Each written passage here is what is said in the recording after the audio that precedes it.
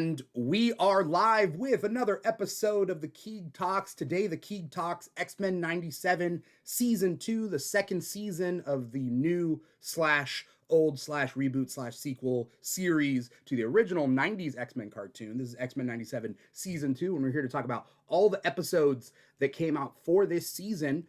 There's a lot to go over. I'm your host, Dimitri Pereira, and if you're watching us live, you are watching us on youtube.com/The Keeg Show, or maybe you're listening to the podcast wherever you get your podcasts from, Spotify, Apple Podcasts, etc., etc. But wherever you're watching us, listening to us, digesting us, like, comment, subscribe, follow, write a review, let us know you're out there. If you're here watching us live, hop in the chat. Let us know what you thought about X-Men 97 Season 2, and even X-Men 97 Season 1. And yes, we will briefly touch on the MCU X-Men cast, but let's save that for the end of the episode. We got, a whole season of X-Men 97 Season 2 to go over, and, only a limited amount of time, but we will touch on it, so definitely stay tuned. Yes, I'm your host, Dimitri Pereira, but it's not just me on this show. No, first up, we got cosplayer the Libra Liv. Liv, how's it going? Welcome to the show. Hi, thanks for having me. Let me guess, your astrological sign is Scorpio? Wow, good guess. I was taking a shot in the dark. You seem like a Scorpio, Sagittarius, rising. And surprisingly, none of them are in my chart. Okay. I don't even know. I know nothing about astrology.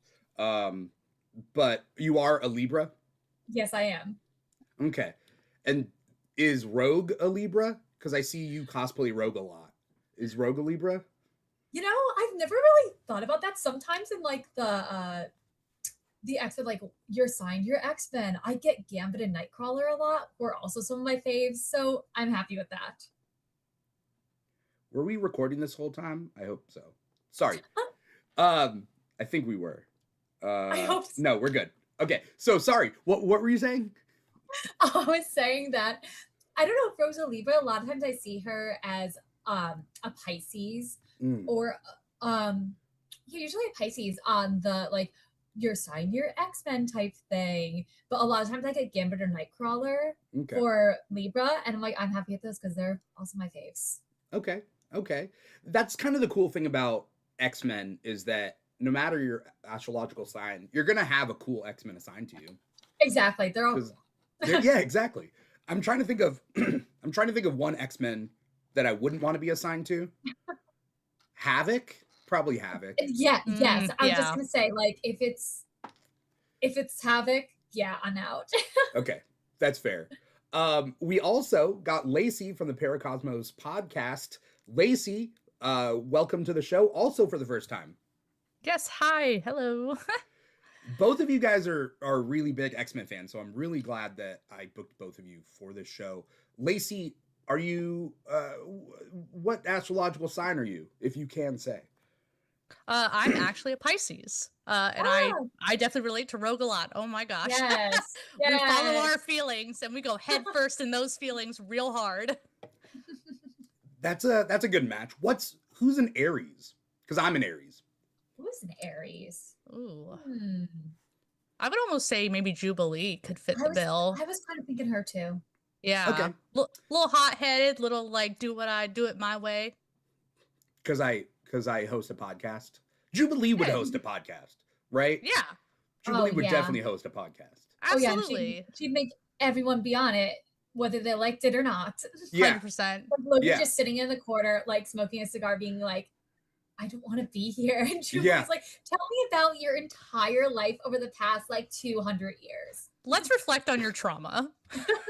I feel like this is just a whole different podcast episode on like, what would these X-Men characters do with a podcast? Like Cyclops would definitely monologue a lot. Yes. Very straightforward. I feel like Jean Grey would plan her stuff in advance a little bit, Yeah, she has it all planned out. Yeah. Gambit would show up late. Yeah. He would. Yeah. So, interesting. That's a topic for another thing. I'm glad we got those creative ideas going.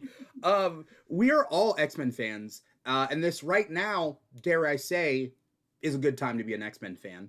Um, what's your guys' experience with X-Men before even like X-Men 97?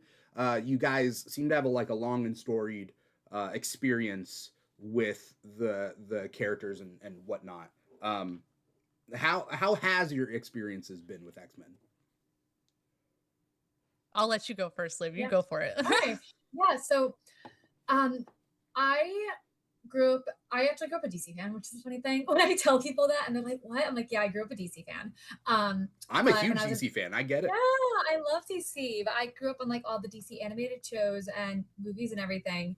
So I was like late 90s, early 2000s kid. So like that's what a lot of what I was experiencing at the time. But when I was in high school is when MCU started and was exposed to all of that and fell in love with the MCU. And X-Men was kind of was a later thing for me. Like really over the past couple of years, I really got into X-Men. I Yeah. watched the Fox X-Men movies like probably like around like Infinity War Endgame time, and then into COVID, I did like a whole binge watch. My roommate and my best friend, he's a really big X-Men fan, so I kind of learned from him.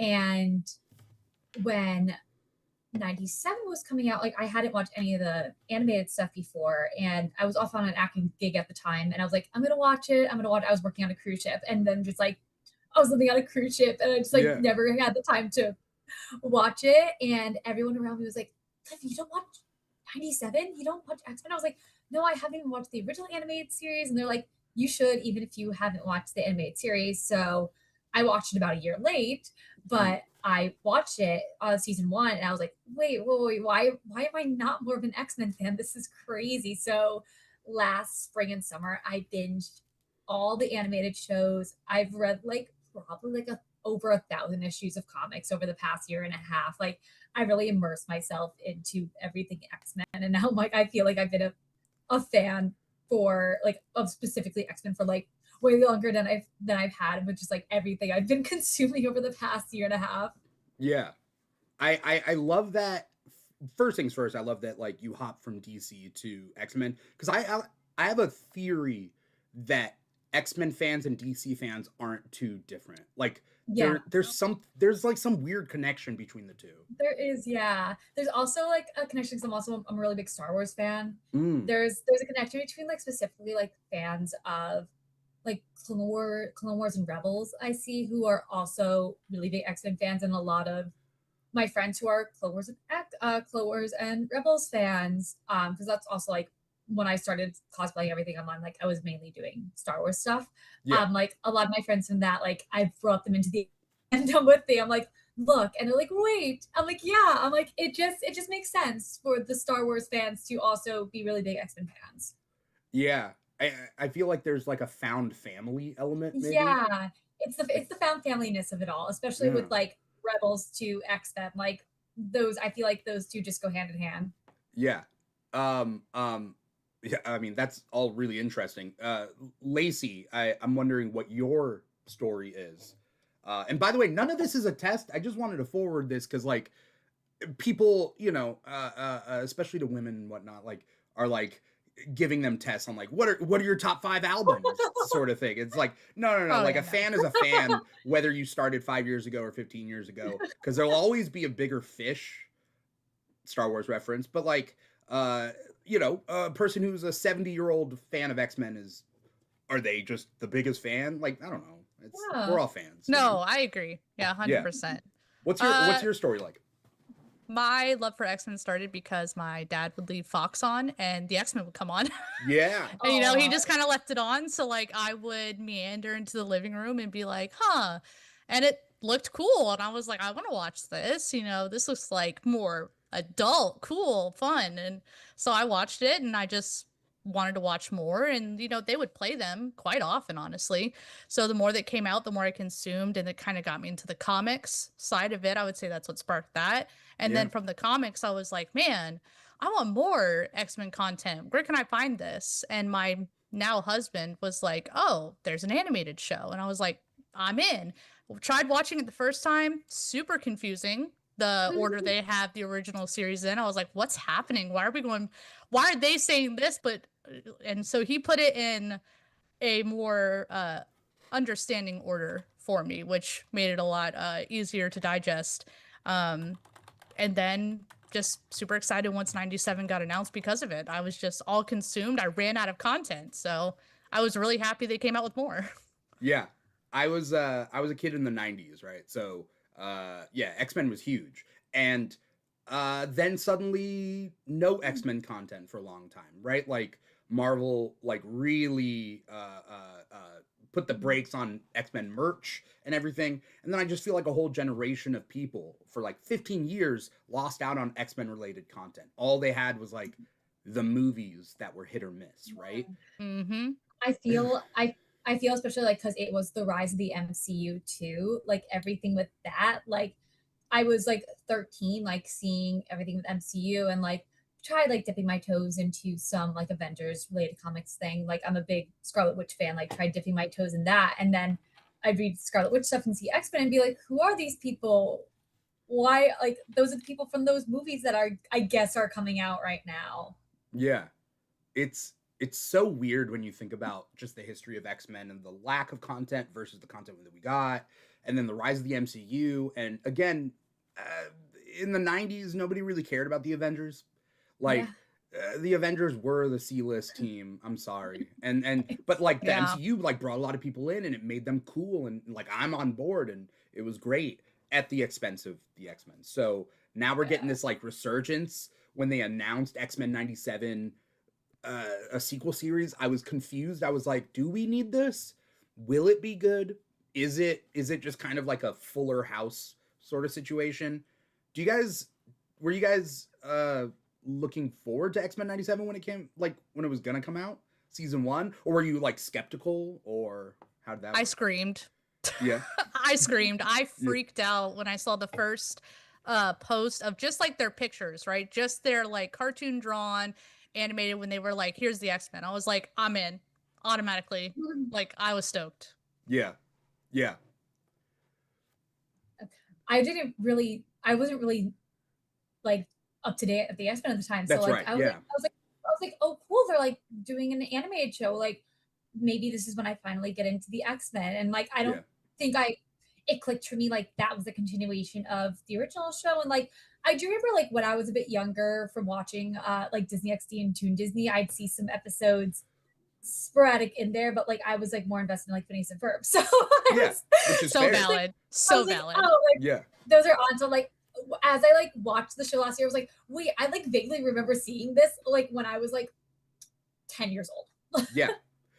Which is funny you bring up Disney XD. My favorite X-Men show, I guess, other than X-Men 97, because before I was skeptical about it, because like, whatever. Wolverine and the X-Men was like my Yes. favorite, and it just lasted a season, and Yeah. that was on Disney XD, I think. Yeah, And it was like, it's so interesting. That's like when I say I watch all the animated stuff, like I literally like went through every single thing. And yeah, Wolverine the X-Men, like it started, and I was like, I don't know how to feel. It's after I just got done with Evolution. Like Evolution holds a very special place in Yeah. my heart. I Love love a little. Evolution. I love a high school AU. I think it's so fun and such Yeah. a good way to flip the story. But Wolverine the X-Men, I was like, oh, this is weird. And then like once it started getting into things, and it was like all like these really niche characters and Yeah. like the Maximoffs and Magneto players on Genosha and everything. I was like, wait, this is really for me. This is so cool. Yeah. And it was like right before all the MCU retcons. Yeah. So Wanda and Pietro are still Magneto's children in it. Mhm. Mm-hmm. And it's the first time where I saw Nightcrawler and Scarlet Witch, and I was like, Oh, yes. I could see them together. I could see it. I love them as a pair. Like I never thought of it, and then I saw that show. I was like, wait a second. I was like, me being a Scarlet Witch girl who loves Nightcrawler, I was like, this is huge for me. Yeah. And also, one of my favorite things is the episode with Polaris and Gambit. It just makes me laugh. Oh yeah. That episode kills me. It kills me. Like Polaris as Rapunzel, basically. Yep. Oh yeah, It's kind of. so Yeah. funny. It's so funny, but like I get a kick out of it every time I watch it. Yeah. This season of X-Men 97, I like it when writers will like take big swings and just kind of try to do their own thing off like different than the comics. So like this season, Bishop and Polaris, I was like, okay, all right, that's not a comic book related thing. That pairing has never been done, and I'm all for it. So Me I like it too. when they do that. Same. Yeah, I really like it. So here for it. They're so cute. Yeah. Polaris needs a good man. Yeah, not Havoc. Yeah. Shout out to Ashton Shaw Solana 4438 in the chat saying that Paracosmos 616 host. Greenheart. Hello.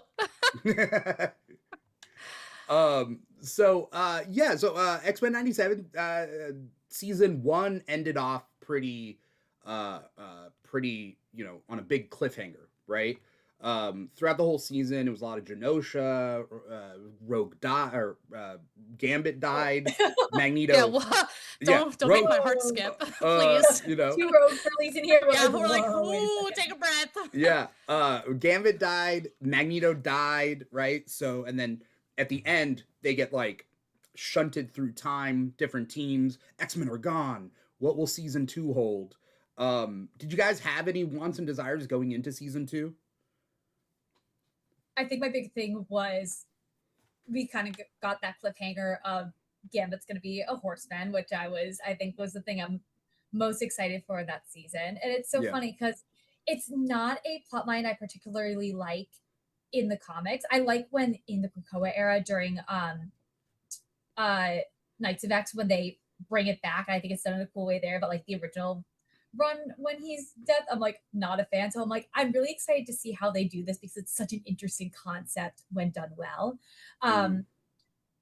Was also really looking forward to focus on more members of the team and like outside just like the main team of the X-Men. Like when I heard that Polaris was gonna be there, like I heard rumblings about that for months and then saw the first trailer. I was like, oh my god, she's real, she's here. Yeah. Her being one of my favorites who just never gets the love she deserves, in my opinion. I was really excited to see more characters get a spotlight like that. Yeah. That's the cool thing about X-Men is like it's not just the core team that like exists. There's so many characters. Yeah, and I think focusing on those characters makes the whole world and the story stronger because you have the X-Men, of course, but like you have like the Morlocks, you have X Factor, you have like these different groups of mutants who have different views on what it's like to be a mutant and different experiences just outside of like the 8 or 9 who are currently serving as the X-Men and then kind of being like the public facing mutants. Yeah. Oh man, I have thoughts. Lacey, what did I ask? Dreams. Hopes and Dreams for season 2. Season 2, yeah. I mean, what's funny is like my answer is probably like the same as Liv's. 100%. Like I pretty much like as soon as we see that little ending of season 1, I'm like, okay, Deathbit's coming. Great, this is gonna be fun. Like I really love that in the comics. I think it's interesting. I think he's such a interesting character to have as a Horseman of Death. So I was really excited to get to see that. And then I'd say the same thing. Like my hope was just more characters. There are so many unique characters across the mutant lineup that none of them are really going to fall flat. Yeah. I knew that there's a lot of characters. I also like the way they juggled things with you don't need origin stories for everybody. So Siren shows up at the end and it's like, okay. This is definitely one of those shows. If you have any questions, look it up on Wikipedia because and I'm like, that's just the best you're gonna do. It helps when everyone's origin story is basically they're a mutant. Right. Yeah. Right. How they got here? Well, we may learn, but they're mutants. They're here. Yeah. Or we see a glimpse of them on Genosha before they die. Exactly. What are we gonna do? You know. Before I get into what your guys' scores out of 10 were for this season as a whole.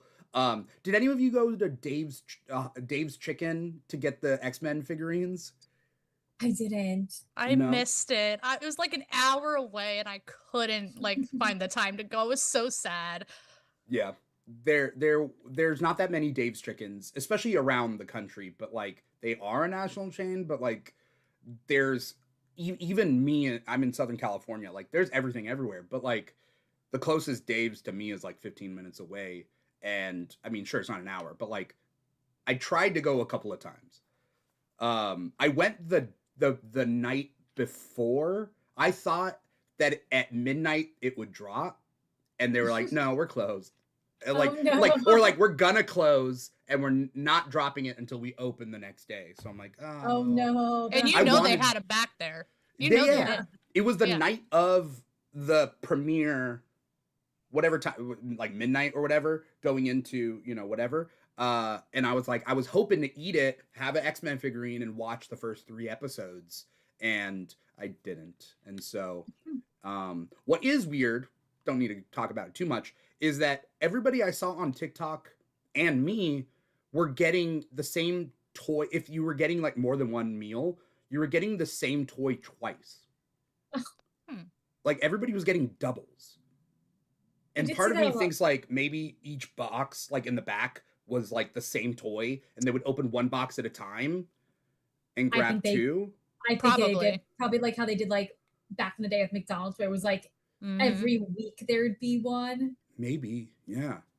So I have 2 Wolverines and 2 Jean Greys. So I did get 4 Four, but Dave's not all chicken 4. meals. So anyway, regardless, the first 3 episodes dropped. We'll get into that real quick.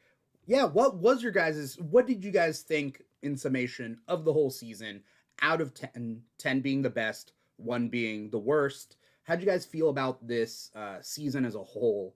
And you know, if you have any like quick thoughts why, and then we'll go into depth obviously throughout this episode. I would say I gave it a 9. And the basic answer is I could feel the rushed storytelling. Yeah. Yeah, that was kind of a thing. It was what, 10 episodes just like last season? I think 9. Was it 9, 9 one episodes? less. Yeah, one Was less. it One 9 got and last one got season was taken 10? out. Yeah,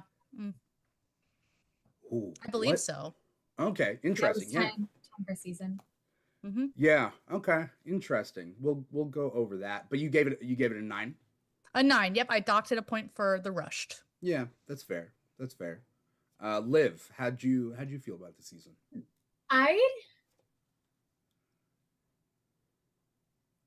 I'd give it an 8.5. Mhm. 8.5, docking a point also for the rush. I feel like a lot of plotlines, especially given his death, could have been expanded out a little more. I feel like I would love to see more like the Polaris in Danger storyline. I felt like there was at least like 2 episodes in there that could have been 2-parters. And I think the other 0.5 would be taken off for like I love how we had episodes that were dedicated to like separate X-Men stories. Like I love when they do that. I love them. But I wish they were structured more in an order that it's still kept with the Apocalypse storyline. And like have that and then like cutting to the Apocalypse storyline, because I felt like we didn't get the Apocalypse storyline explored for like almost 3 weeks, and then all of a sudden it was back again. So I wish it was a little more structured like that, but also like that is such a minor thing in a really, really great season.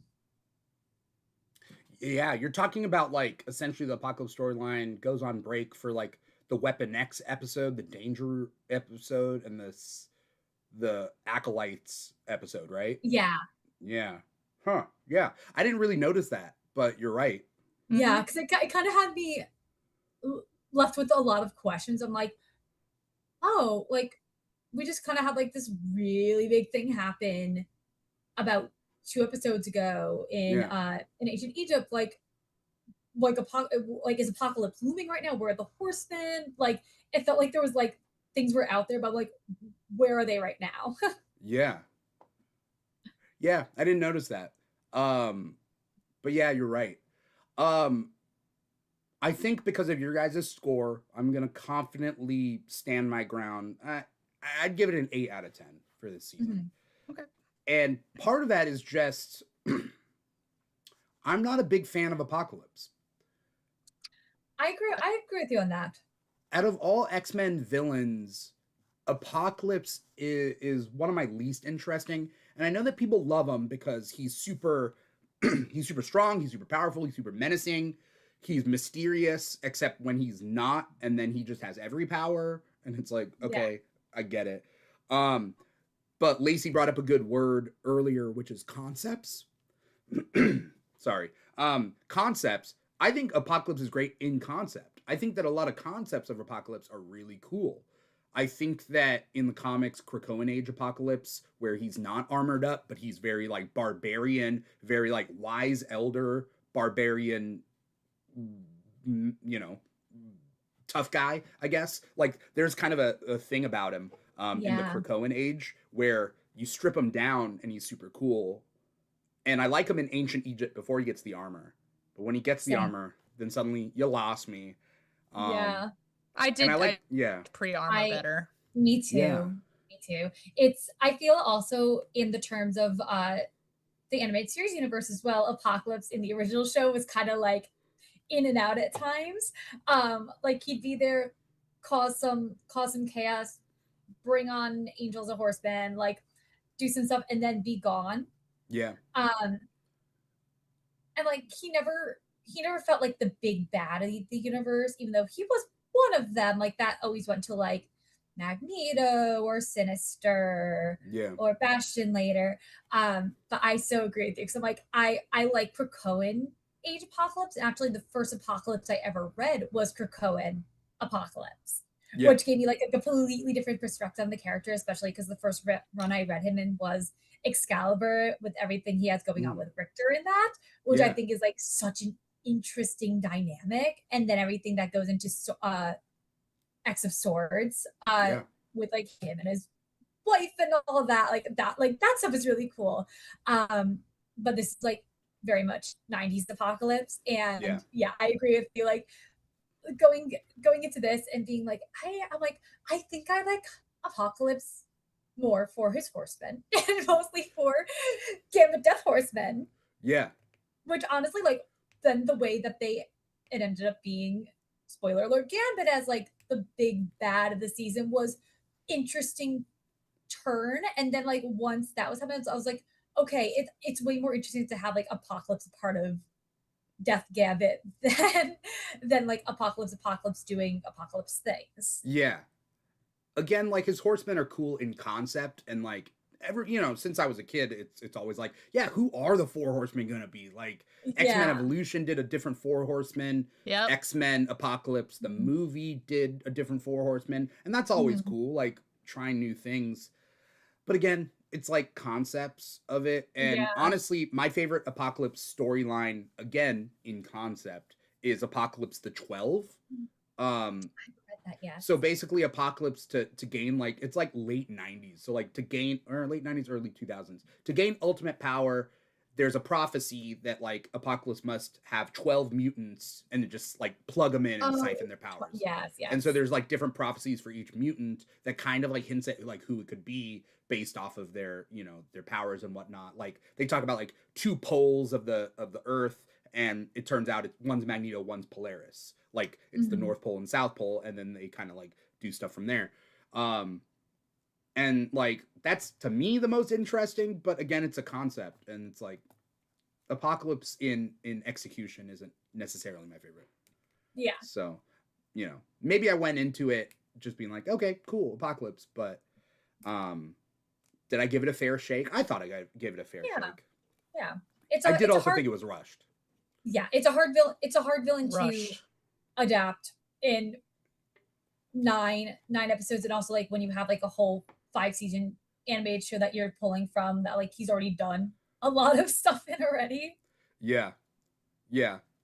The original 90s cartoon was like a lot of the characters that were in the 90s cartoon were like fairly fresh characters in the comics at that point. Yeah. To the point where like when Gambit was in the cartoon, Gambit's origin hadn't been written in the comics. It was kind of being concurrently done. And Apocalypse was like late 80s also. So Apocalypse wasn't fully fleshed out either. And so like they were kind of doing it, Bishop was also a character that was like really new at the time. and like they didn't even know when Bishop came back to find the traitor. The writer of the show didn't know who the traitor was because the comics didn't know who the traitor was. So they kind of had to like kind of create things at the same time, which is both cool and also questionable. Yes. You know? But yeah, I mean, let's talk about where this season started. The season started with a 3-part episode, or a 3-episode. It started with 3 episodes. Yeah, 3-episode release. Yes, a 3-episode release. It started with Days of Past Future, which is a lot of the the time traveling stuff. A Force to be Reckoned with, and then the first part of Rise of Apocalypse. What were you gonna say? And that the first episode name is that kind of backwards from the first season. What was Days of Future Past was in the first season, so Days of Past Future was how they started this one.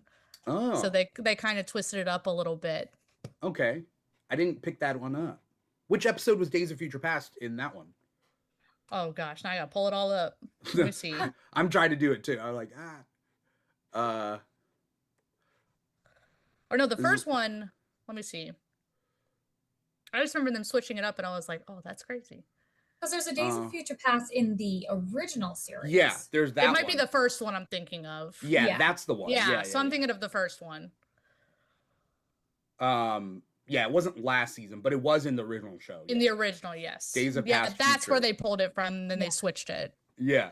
They did that with a couple episode titles this season, like episode 5, The Weapons, Lies, and DVDs, which was Weapon X, Lies, and Videotapes, and then Strangeland Saboteur. However, they did the mix up for that, and I keep forgetting how they did the Strange Heart, Savage Land. Strange Land, Savage Heart. They're all references to something, like Sex, Lies, and Videotapes is a thing, right? Yeah, and then they're all references to the original series episode titles. There are references to probably pop culture things, like all the things. The amount of like little Easter eggs in this was so crazy. Yeah. Not only is it Easter eggs to X-Men, it's just Easter eggs to that like time period, right? Mm-hmm. Yeah. Yep. I love how they're kind of creating new things and even bringing in 2000 era X-Men stuff, but also trying to write it almost in a way that if it was written back then, like what would you reference, you know? Yeah. Mm-hmm. Like things like that.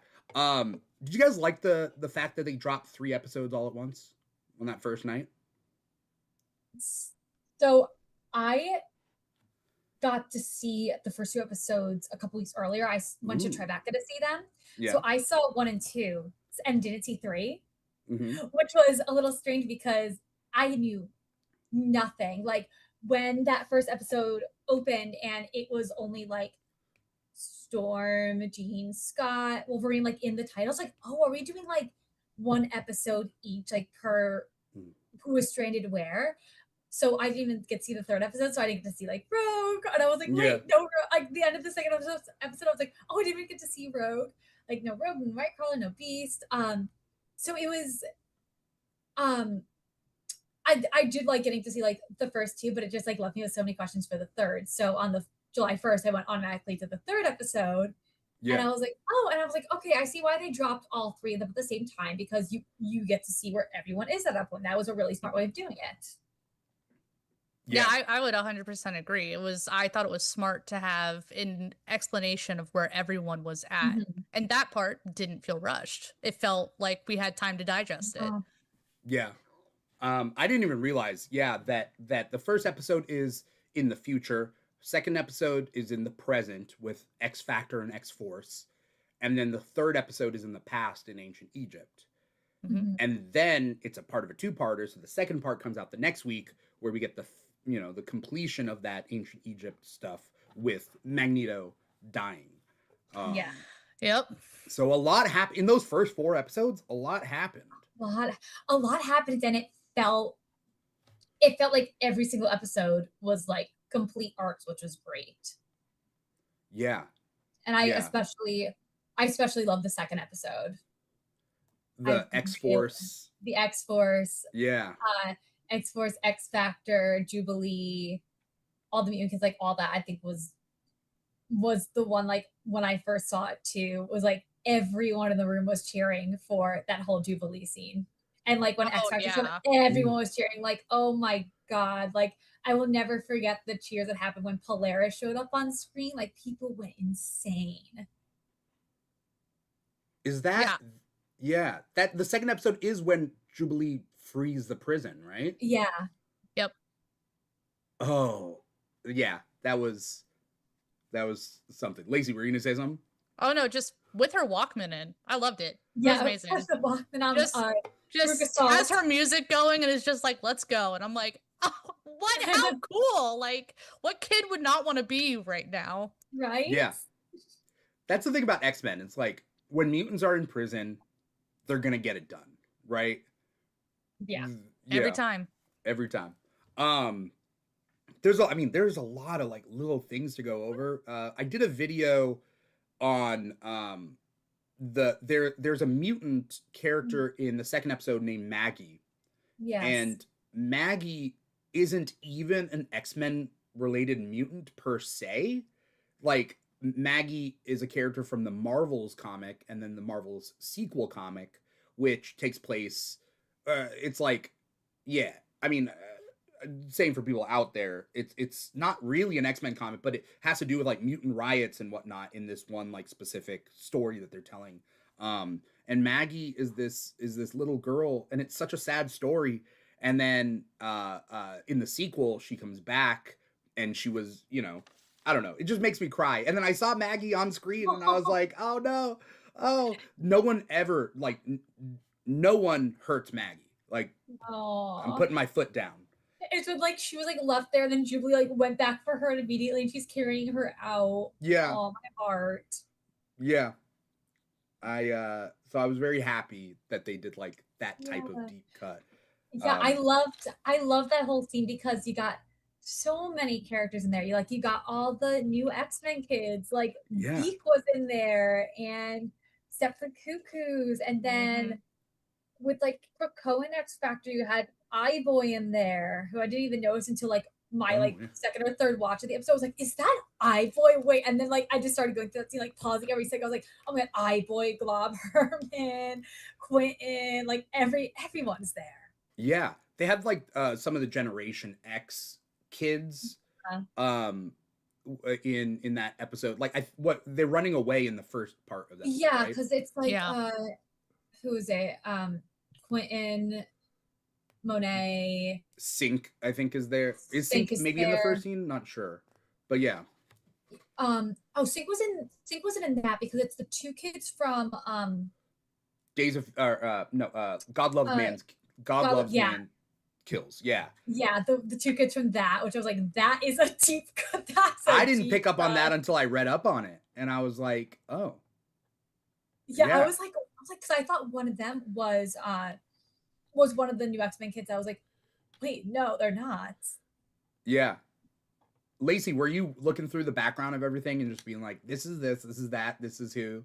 Oh, 100%. Yeah, I had to go back because, it happens like kind of quick because it's a fight scene they're going through, moving, and she's freeing people. And I'm, so I watched it first and then went back and was like, okay, wait.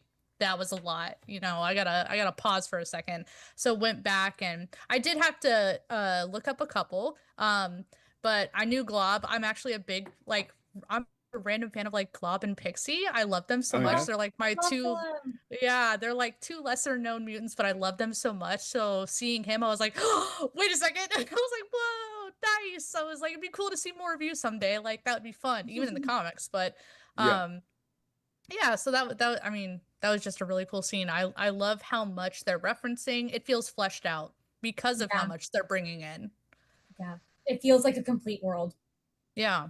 Yeah, because I mean, if you look at this versus the original X-Men 90s cartoon, they had a lot of like just like random original designs of characters. Even in the intro scene, like the famous intro scene where they're running at each other, where for some reason Thunderbird's on the bad guy side and some unnamed mutant is on the bad guy side, and you're like, you could have put a named mutant in that scene, right?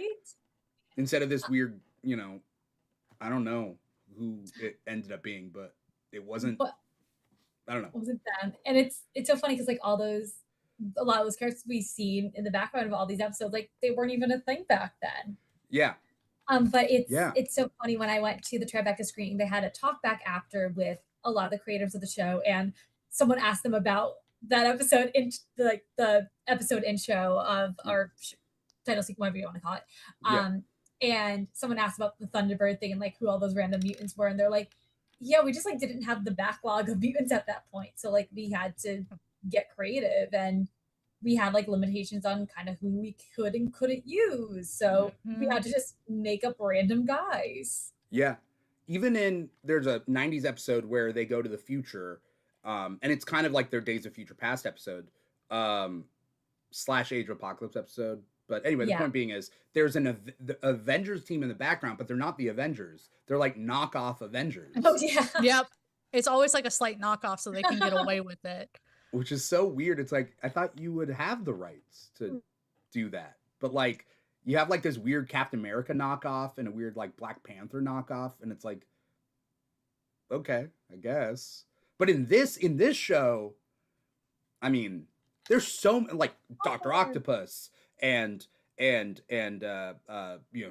and Daredevil in the previous season, and then Captain America and Iron Man and all those guys. Black Widow shows up in this season. Oh, that was such a surprise. I love that design they have of her. I was like, oh, this is so cool. It's this specific design of her too. Yeah. I like it when the animators and the team kind of show that they know what's going on. They know their stuff. The designs were crazy. I mean, we get this ancient Egypt arc, which is like 2 episodes, right? And it's like them trying to make sure that like maybe can they stop Apocalypse from becoming evil? Like, is it possible?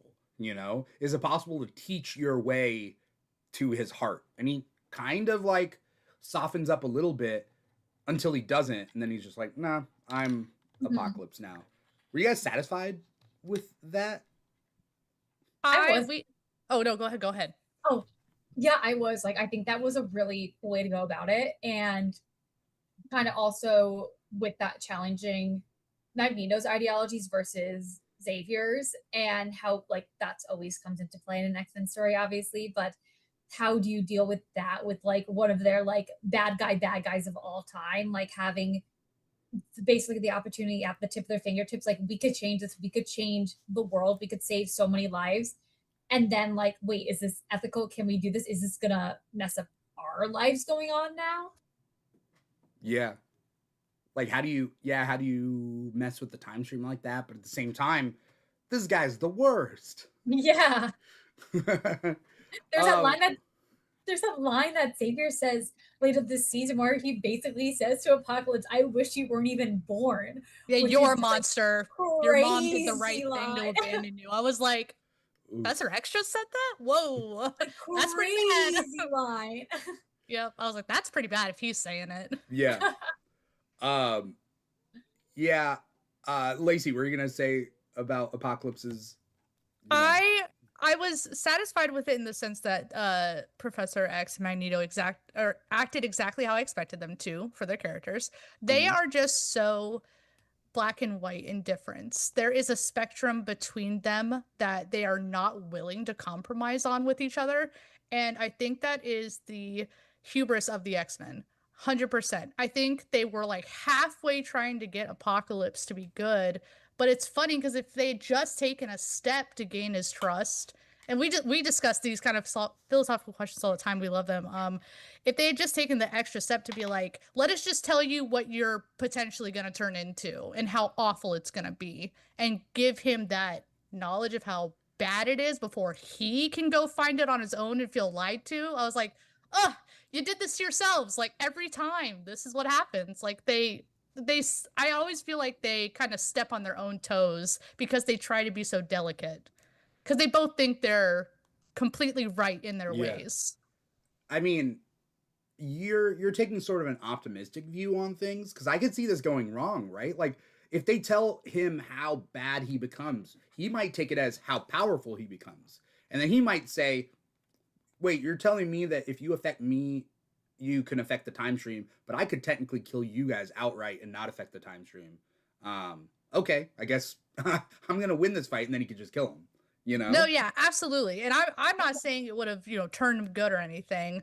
I just think that it's just funny how it played out when he found out the truth. I just, it always makes me wonder, like, man, what if they had just done this? Which they're not going to, because they are who they are. Yeah. I'm trying to think of a way out of the situation, because like they can't really affect him, right? Like he is going to become Apocalypse. He's inevitable. He says it. So I don't know, the idea that you could be more honest with Apocalypse, almost, it doesn't work in your favor. I feel like I'd be afraid of telling him all these things because I don't want him to know all these things. Yeah, totally fair. I don't know. Is it possible Xavier can put like a little like psychic switch in his head to use later, so then you don't affect the timeline? Who knows? Yeah. Yeah. All I know is like Xavier, Magneto, totally different philosophies. Yeah. 100%. Yeah. Did you guys think that Magneto was gonna die? No, didn't see it coming. I felt like someone wasn't gonna make it out, but I didn't know it was gonna be an outright death. Like I thought it was like worst case scenario, it'd be like they become a horseman and travel to the future as a horseman, but I wasn't ready for just like flat out Magneto dies, and that just broke me. They made sure to show his like skeleton as they were like charging him up, right? Yeah, like they drew that out. Like Xavier climbing up, crawling up the hill to try to save him, like that broke me. That absolutely broke me. Xavier and Magneto, it all comes down to what the writers want, but I feel like this show, last season and this season, really dialed the subtext up, right? Yeah. Between more than friends here. Yeah. Absolutely. God, just kiss already. Yeah, like seriously. Please. Stop making it everyone else's problem. The I'm sorry to each other could have been an I love you to each other. Like that's it. Like it sounded like it. Like for a second I was like, did they? But yeah, like the subtext is dialed up to 11. Yeah, to the point. Yeah, you could have just changed that dialogue a little bit, and I don't know. It's so funny because it does depend on the writer, but like I feel like this show very specifically is like there's something there. They can call themselves brothers all they want, but like there's something more, especially when then later in the season, like Danger and Apocalypse and all these people are referring to Magneto to Xavier as your beloved Magnus. Yeah, like just like using the name Magnus, which is like the name that Charles really only calls him. Yeah, is crazy. Yeah, it's just kind of funny. Like also just like break up or get together. Just stop doing this like. That's what I mean. Stop making it everyone else's problem. Yeah. Please. Stop Ross and Racheling it. You know what I mean? Right. Yes. Like, it's even funnier as you get into like later in the season when it's Lorna's introduced and it's like talking about how she really never knew Magneto, never wanted to knew him, but like she knew basically her stepfather. With Xavier, the father who stepped up, and I'm sure we'll get into more of that later. But then also that same episode when Charles is in the danger room just replaying Magneto dying over and over and over and over again and being like, how am I supposed to go on without you? That scene was so crazy. It was insane. Like opening the episode being like, hey, let's rewatch his death again. Yeah. And like again and again. We give you a week break to have more for Wolverine time, but like now let's jump back into the action with that over and over again. Yeah, he's torturing himself way too much. Yeah. But yeah, it's just weird. It's just weird. Weirdly obsessed to be rewatching the footage over and over again. Meanwhile, like Lilandra is in outer space being like, did my husband run away with another man? What's going like he had to go back to Earth for his children, but Magneto is there. You know? Okay. X-Men. When are you coming home? It's very like, baby, I'm not gonna be home tonight. I'll be back in the morning sort of situation on a cosmic scale. Yes. Yeah, absolutely. Who are you hanging with? Oh, my old friend. Fishy. Okay. And then Magnus dies, and then Lilandra's like, maybe I'll have my husband back. And he's like, nah, I think I'm gonna stay here. No, thank you. So yeah, Magneto dies, and then we jump to the Weapon X episode, right? Mm-hmm. Yep. Which is like, okay, we're really not touching on that. We're just jumping into something new, and we'll come back to it later. I feel like this episode split a lot of people, like the fan base. They were like, they either liked it or they hated it or thought it was unnecessary. This was all dedicated to Wolverine, Morph, and other Weapon X people, which I thought was like really cool. And then they brought in the Brood and Omega Red, and it was pretty much a self-contained episode to get Wolverine his adamantium back. Yeah. Thoughts? So, one thing about me is that I'm not a Wolverine girl. Okay. I like Wolverine as a side character in the team who like I like him when he's just like the grumpy uncle. Like that's like my favorite Wolverine. Like I love how he is in like the current Uncanny X-Men comics right now, where he's like the grumpy uncle to the Outliers and like to Rogue and Gambit and everyone. Like I think that's like the most fun I have with Wolverine. So like my struggle when I was watching the original animated show is that when it just veers off into like Wolverine solo episodes again and again and again. He's in Japan, he's doing this, he's doing that. I'm like, it takes me out. This, I liked how they kind of spun it to make it a Morph episode, because I've grown to love Morph so much. And I think that it's really big to have a non-binary character be the spotlight of an episode and have it be, and I saw Morph's voice actors, they made like this lovely post about like how cathartic it was basically to be a non-binary person doing an episode like this. Was really, really cool to see, and how it dealt with not only like Morph's powers and how Morph lives with the team, but like this unrequited love that they have for Wolverine, and how it makes them kind of feel like an outsider at times on the team, full of people that have come to love them. But I do think that in the Wolverine side of things, I think that it was way too quick for him to get back the adamantium, especially because we didn't really even see him do much in the first episode of the season.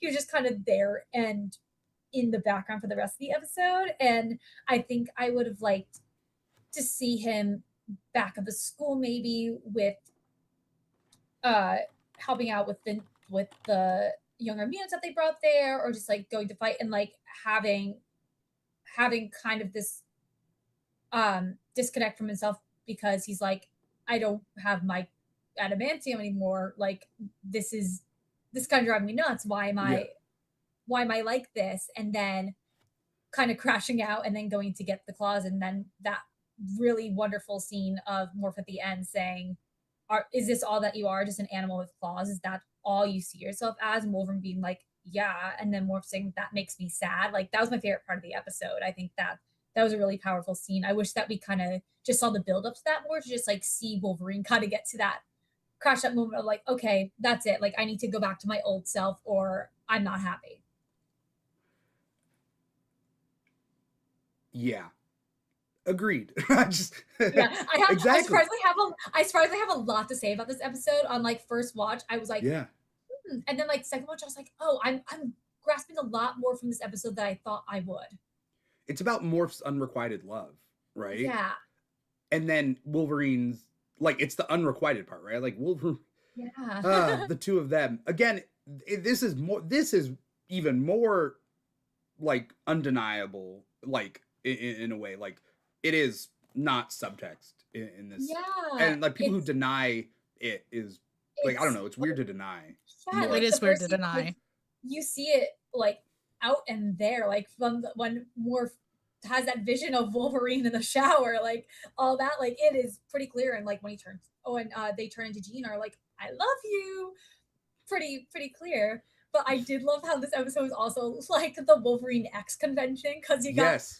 Lady Deathstrike, who's giving Morph those looks all episode, like really him. There's so many other mutants out there for you, and him, and then Sabretooth and Wolverine with whatever they have going on in their lives. It was basically just the Wolverine X convention. Yeah, Lacey, you have thoughts before I jump in?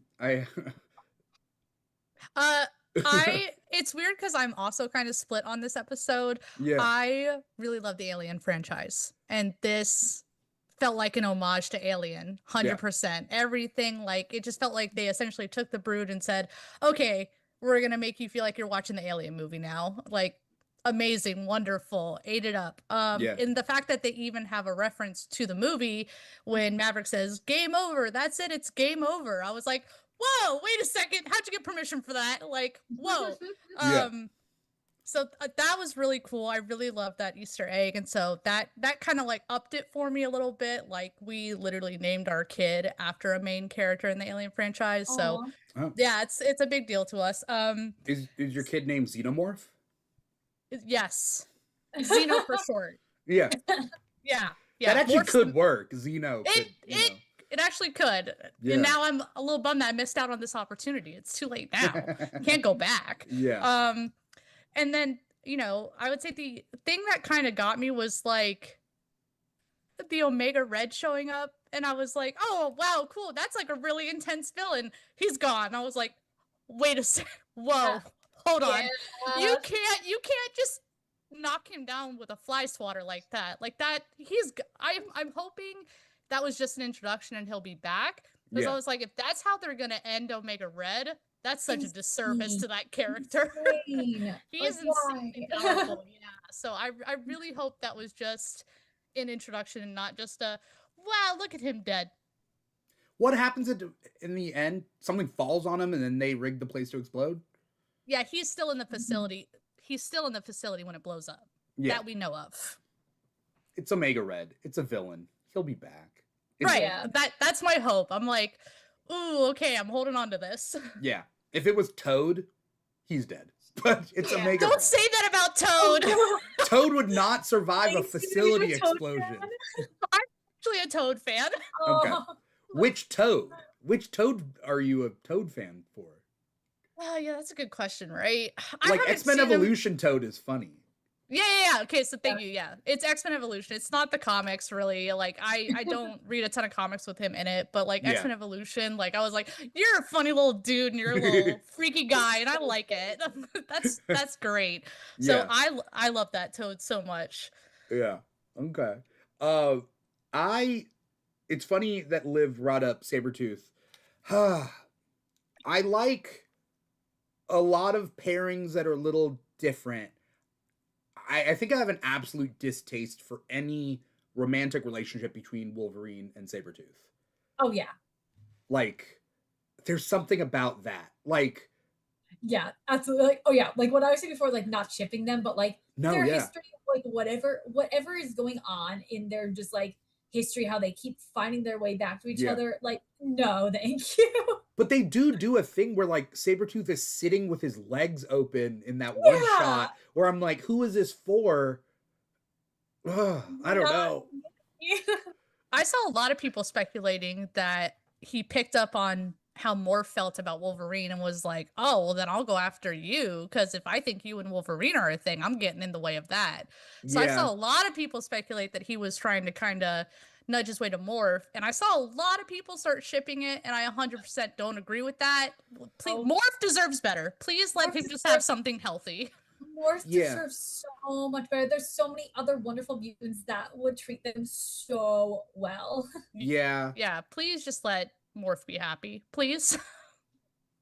Sabretooth is one step below Carnage for me in the sense of like outright serial killer. Yeah. And I don't ship Carnage with anyone. Yeah. So, it's bad enough that Sabretooth has Graydon Creed with Mystique, which does come into play in this season. Oh, yeah. Very true. Yep, sure does. A lot of those. What'd you say? I said a lot of those things we just said come into play. Yeah.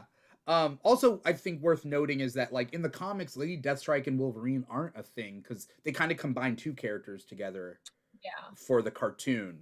So the love interest angle, I remember growing up, like, thinking that, yeah, Lady Deathstrike and him had a thing, and then finding out later in the comics, like, oh, yeah, no, those are two different characters who are cousins, I think, and they just merged the two cousins together. But anyway, I liked this episode. Yeah. But we only got 9 episodes this season, so maybe people see it as, if you took this episode out, could you have done more with the other episodes? Yeah. Yeah. And I think it would have been totally fine to have Wolverine go through the rest of the season without his adamantium. Agreed. Like that could have been a season 3, like I was saying before, like he crashes out about it and he's like, this is not me. I'm not feeling myself. We're going to get my adamantium back. But on the flip side, I'm like, oh, nice to have a more feature. Yeah. Oh, and Garrison Kane dies in the first part. Like he just Yep. Just the sacrifice of the episode to show that, like, yeah, people will die. You know. They did joke. They weren't joking when they said there'd be a lot of deaths this season. There were, yeah. Yeah, they're not holding back. I'm split on the next episode because I love Polaris. I did not like this episode with Danger. Like, just this whole thing. I don't know. How do you guys feel about the Danger episode? Oh, go ahead. Oh, no, you go first. I pretty much had the exact same feeling. I would say that this season introduced me more to Polaris, and I fell more in love with Polaris because of it. And so I'm really grateful for that. But I didn't care about Danger. I just didn't. I was like, why are you going psycho right now? Why didn't you go psycho before? Why are you all of a sudden going psycho? What's the motive here? I don't understand. You could have done this. Like, I don't think you got smarter. So I was like, what's happening? I love that we had progression with Polaris in this episode, and I love part, and I think I wish I could have taken that part of this episode and kept it and had other stuff happen. I wish is Bishop in this episode? Yes. Yeah. He is, right? I wish they would have just focused more on them two. Like I feel like there might have been a better episode written around Polaris coming over to the X-Men than kind of Danger taking over essentially the whole episode. I mean, I guess it makes sense with Polaris, you know, having the powers that she has, going up against Danger. But at the same time, like, I don't know. And I love Polaris. I was telling Liv, I love Polaris, but I don't know. This episode also came out at San Diego Comic-Con like that week. And so I didn't feel bad that I had to wait a couple days to watch it after I watched it. Yeah. You know? How do you guys feel about Bishop and Polaris? I am so here for Bishop and Polaris. I'm really, really here for it.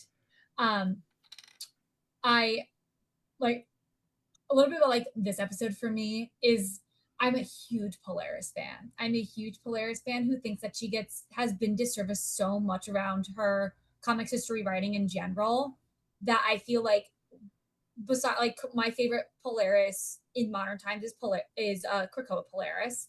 And I think besides that, I don't like she's basically not utilized currently. And to see her be in the show after being in that one episode of the original series where she's just used to be like, I left the X-Men with Bobby and then I left Bobby and now I'm here with Havoc.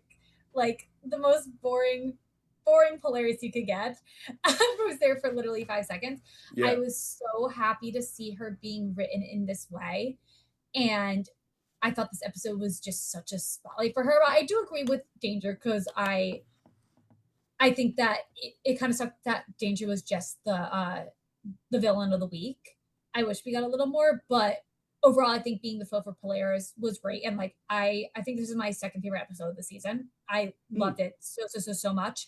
And I also think that it was a really good episode to develop some like personal connections between the X-Men. Like we really got to see like Polaris and Jean are friends, and then going into also Bishop. Like I think that Bishop's also a character who is so underutilized in everything, especially 97, that to see him be the other leave an episode with Polaris and then see that spark with them and like it be a fun new relationship we're exploring was really cool to see. And I'm like, those are the kind of things that in this show that I'm happy with them going outside of the realm of the comics for, because I don't think the show would land the same if it was one for one adaptation.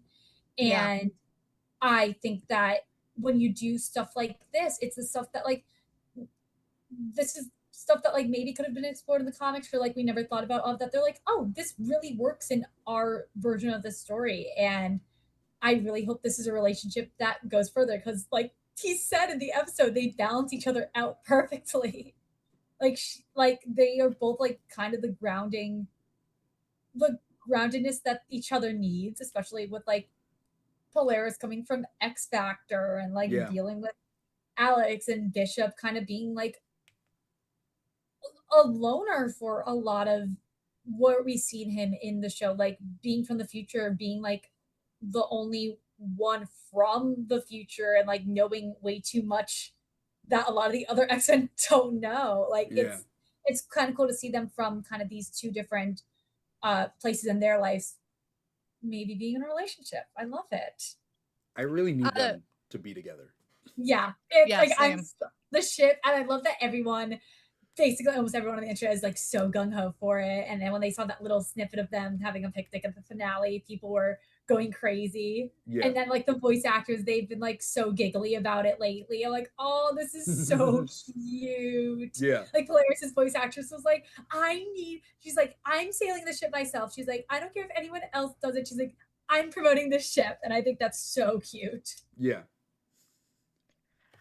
You brought up like the relationships that we get to see that Polaris had. I think so there are always like silly goofy things I find in these episodes. And I just, it's one of those like magic mirror. This is an animated show. Don't think about it too hard sometimes. But my favorite thing was how she revisits her room and it's like, oh, it's how I left it. And I'm like, wait, hasn't the X-Mansion been blown up like a couple of times? Hold on a second. So you're telling me they went back and rebuilt that for her? That's friendship. That's deep friendship right there. And that's what I choose to believe for that. Yes. I saw this meme that was like, when they were rebuilding the X-Mansion, Charles was like, I have to have my stepdaughter's room made first, exactly in that condition in case she comes back, which she will. She's going to come back and it needs to be the exact same. Has to be pristine. The bed has to be made. Everything's in order. Like, he had it on lock for her. Really that's her real dad. Whoever's... Oh, sorry, what? Yeah, I was just going to say, like, I love seeing, like, how they had their relationship in that episode. Like I thought that was really nice to see. Like that's her real dad. That's her real dad. Her real dad. And she's like, my actual dad, I don't know who that man is. Don't mention him around me. And I'm not trying to be him. Yeah. I was just gonna say that whoever's planning like the boarding situation for those like 10 new kids that are coming in, and they're like, look, we're running out of rooms. We have to use Polaris's room for like some of these kids. And Charles Xavier's like, no, put them in a bunk bed then. Like, no one touches this room. Stack them up. Put 5 to a room. I don't care. No one touches this room. That And stays. they do have that line where I think Beast says to her, or Scott, one of them says to her, like, "Oh, like you were always the teacher's pet." I was like, "Yeah, definitely. Like that's Yeah, why the duh. ship is here." That's my dad. I think it's funny that they added so much depth with this, but it is essentially kind of like a retcon in a way. Like, in a way that, like, Charles and Mystique in X-Men First Class was, where it was just kind of like, yeah, they were always, in that case, brother and sister. Or in this case, yeah, she was always his, like, adopted daughter, stepdaughter, whatever, and hasn't seen her in 10 years. Right? Like, Yeah. it's interesting. I don't hate it. Yeah. But like they I really were like, oh yeah, this has always been the case. Yeah, I think it's also interesting, like how kind of ambiguous we have Havoc's history right now because he still hasn't met Scott, or like has well, he has met Scott, but it Yes. hasn't like been like my brother, even though they look exactly alike. We've met their dad, Yeah. and also Havoc is never a part of the team when Lorna is.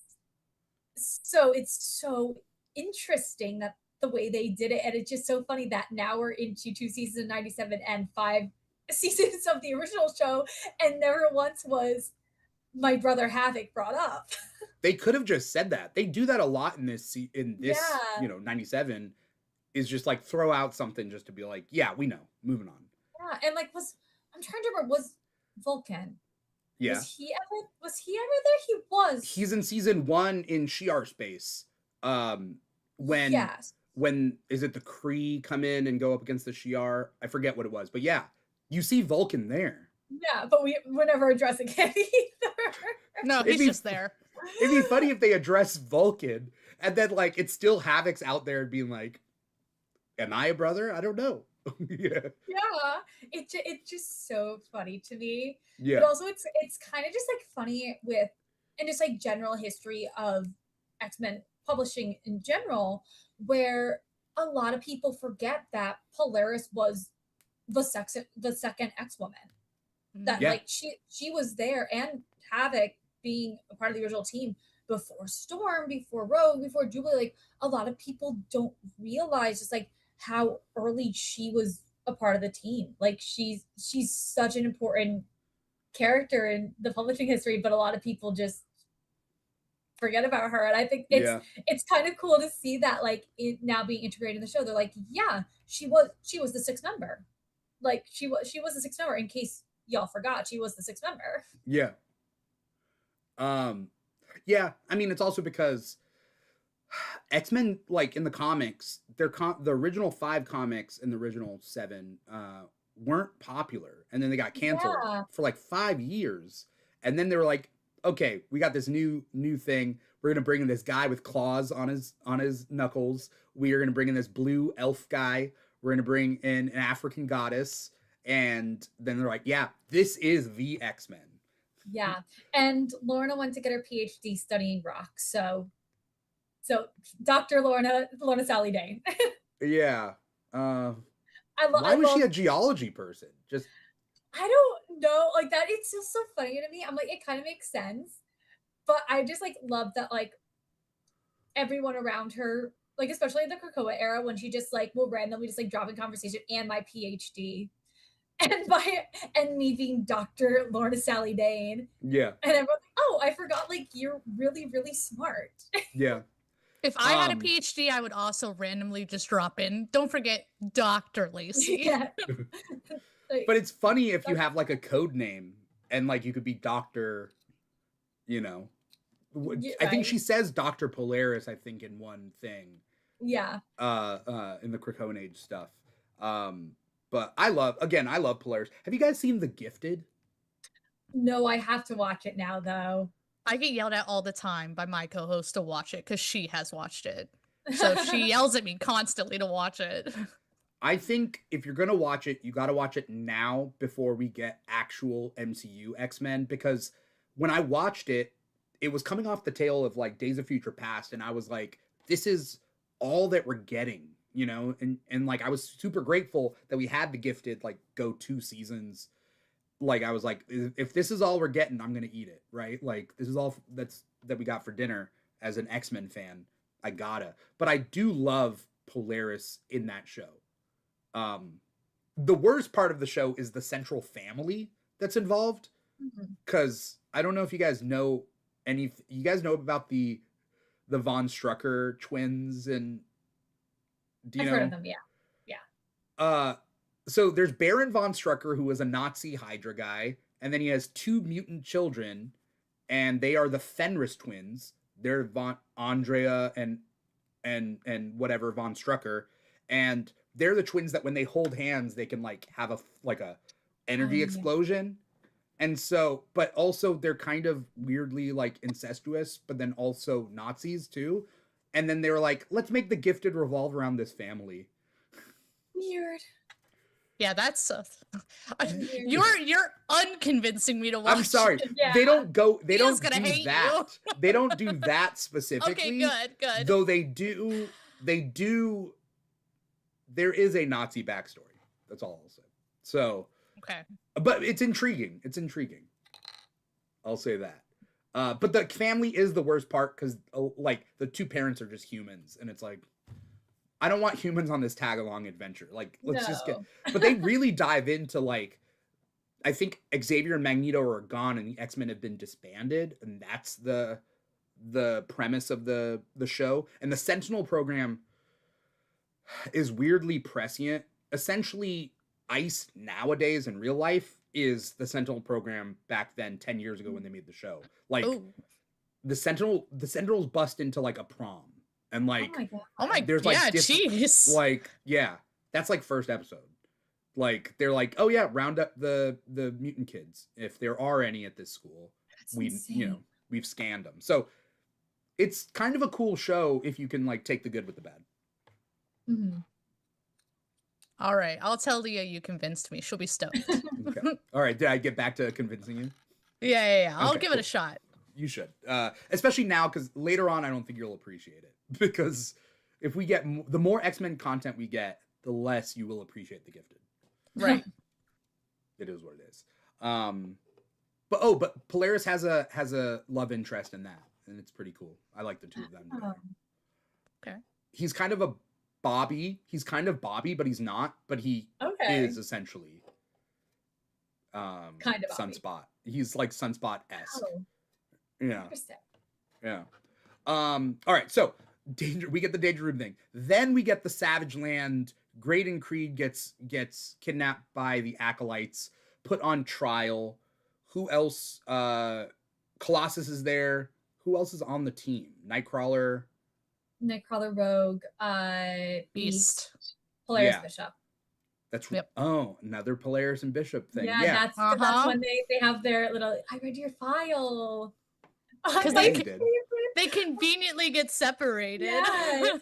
Oh my gosh, my favorite little thing in that episode is I didn't even notice on my first watch, but Bishop kicks the back of her chair when he's like talking to her about something. He like kicks the back of her chair and like teasing her. Like that is so like middle school flirty. Yeah.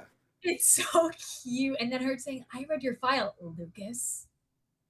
Like it's also so delightful. It's funny because Bishop never lets his guard down. Right? Yeah. He's always super serious. It's so cool to see. It's so cool to see, especially for a character like him, who I feel like is just so stuck a lot of the times in like, he's from the future. He's a stoic guy. He just like has his energy blast, to see him let his guard down and like be silly and flirtatious. And like, like I love seeing this side of him. Yeah. Bishop, to me, I only realized this recently as a whole. I was like, Bishop just hasn't been done right ever. Like he's constantly just like either a plot device or he goes evil. And then in the comics specifically, right? And or he's just, like in the cartoon, he's just like the Terminator, right? He's come back to the past to do his thing. It is what it is. I will shout out, I think the best interpretation of Bishop is the current Bishop series that's going on right now. I do and it's only that. 2 issues in. Have you read it? No, I haven't yet. It's so good, and it makes him human. And it like the premise is that because he has a dead sister and like in the future, and they were cops together. She comes back to the past, and it's before her death, but it's in his, perspective. She's already dead, right? And so she comes back into the past to protect him in the past, and he's the one who starts the prophecy, or like whatever. He's the one who starts the apocalypse. So like there's a reversal of sorts. There they go again. It's so good though. It's so good. It's so funny too. I don't want to go too off topic, but like in it, like his sister is like, so you're back in the past. That's crazy. Did you get to meet the X-Men? That's so like they're like, heroes and whatnot. And he's like, yeah, I'm actually on the X-Men. And she's like, what? You're on the X-Men? And she's like, what's your code name? And he's like, Bishop. And she's like, your code name is our last name? What? Cool. I'm glad she called it out. Cool last name. She's Great. real for that. Yeah. It's such a good series. There's only like 2 issues in. So I definitely recommend the Bishop solo series. It's so good. Anyway, but I'm glad to see this cartoon actually like giving a little bit more depth to all these characters. I mean, did you guys like the whole trial thing? I did. Yeah. Any chance to see Kurt get up on his pedestal and be like, let me just tell you the good word and like how wise I am and how we have to choose love. I'm like, oh, Kurt, I hear you. He's so special. Yeah. He's such a special guy to me. I don't agree with him though. I think of course Kurt is going to argue that side, and that is Kurt. But I also think no, put Graydon Creed down. Yeah. Oh, absolutely. Like seeing how much that he did to mutants in general is just like horrific. And the background character who screams out freaking bigot is like my favorite character in the whole episode. Yeah. I'm not saying the acolytes are perfect or even in the right because they're a bunch of weirdos, sure, but it also, they're right about that. That is the Graydon Creed, not a good guy. What's the point of? I don't know what Nightcrawler was thinking. Like, you really think he's gonna change his ways? He's not. Yeah, it's so funny because I think this is the episode that, like you both were saying, for 5 and 6. Were kind of like the ones that felt like kind of out of place. I felt like this one felt the most out of place for me. But I like getting to see a Nightcrawler spotlight. Yeah. But I really was expecting them to go to Savage Land and it was going to be apocalypse stuff. I wasn't expecting it to be like Graydon Creed. Yeah. And I think that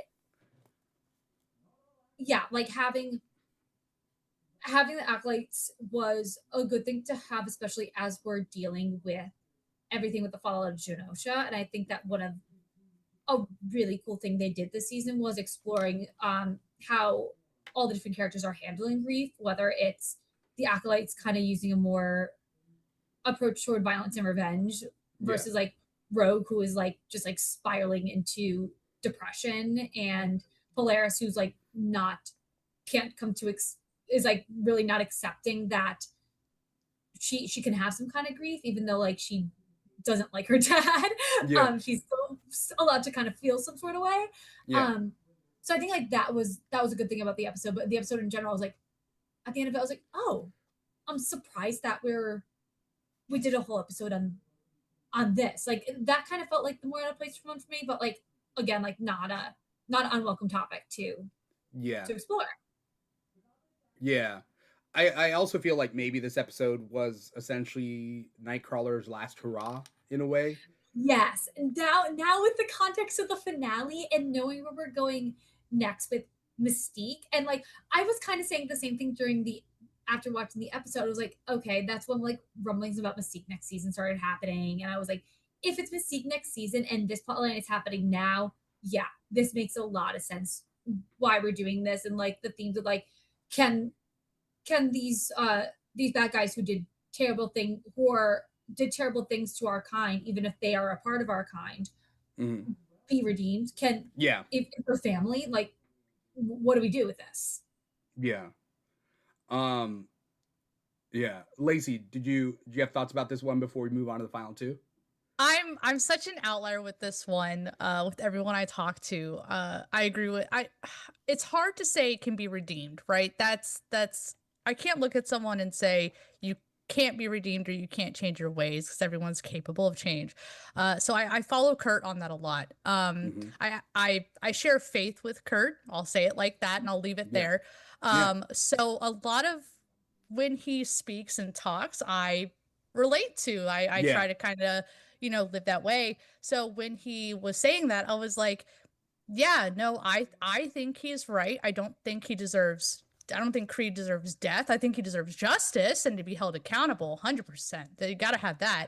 But I didn't think he deserved death. And then the only other thing with this episode is when Nightcrawler looks at Colossus and is like, "Did I convince you?" And he was like, "No, but you would have convinced Ileana." I was like, "No, you wouldn't have." No. I said the Out same of thing. everyone, you're saying that to be nice. You're just being nice to this little elf boy because she would have been like, send him, done immediately. She wouldn't have even probably heard Nightcrawler.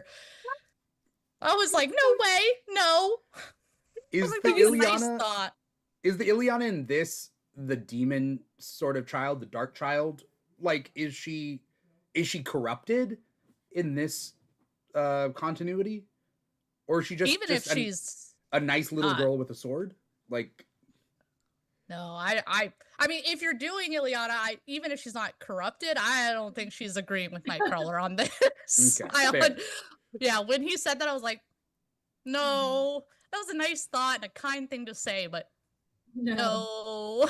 Yeah, I think it's more impactful to be like, maybe you've convinced some of the acolytes, like in a sense that like this cult dedicated to Magneto, you were good enough to at least have some of them consider your points, which I think is a some win. of them looked contemplative Yeah. when he was speaking, so I thought that was pretty cool. Yeah, I don't know. Yeah, I hate Creed, so yeah, same. I don't like him either. I just wasn't on Nightcrawler's side. I was just like, let's pack this up. Like, let's move this along. Let's dedicate half the episode more to Polaris and Bishop. And, yes, I want to see like the process of them getting the pterodactyls. Like just show me like 15 minutes of that them was like so fun. just like walking through this episode and be like, where are we gonna find dinosaurs? Like which dinosaur do we use? Which dinosaur are we gonna look the coolest on? And then like them going back and forth for 15 minutes about what dinosaur to use. There could have been a great like however many scenes with that. Yeah. I was also in such denial in this episode because, like you brought up, you were like, yeah, they were giving him his spotlight. They were kind of setting him up and giving him his last hurrah. My husband said the exact same thing. He was like, oh, God, I know where this is going. He's like, I know exactly what they're going to do. And that's his favorite character. And I was like, no, they're not going to do that. I'm so confident that's not happening this season. I was like, all feet down. I was like, no, that's not going to happen. Don't worry. Yeah. Yeah. Oh, and then Graydon Creed shoots Exodus. Is that who he shoots? Yes. Okay. See, and then that guy just gets up and does the bad thing, and then I'm glad they left him in Antarctica or wherever it was. Yeah. It was Antarctica, right? So yeah. They're like, okay, fine, freeze to death, I guess. You know, sucks to be you. Yeah. I'm starting to think just more and more about Polaris Bishop storylines of like them disagreeing about dinosaurs. And like I'm just writing the fan fiction in my head of like Bishop being like, why are you looking at me for dinosaurs? You were born closer to the dinosaurs than I was. Yes. Like by 50 years, right? But like maybe we'll get it in season 3. Yeah. I'm waiting for their date night episode in season 3.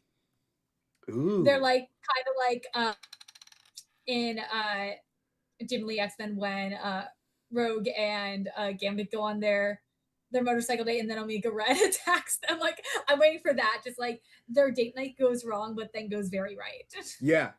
It could be, I mean, they could do an episode just for everybody's ships, right? Like I was gonna say, just a full X-Men get a night off, a beach episode. Yes. A beach episode as they call it. Doesn't have to be a beach, but a beach episode.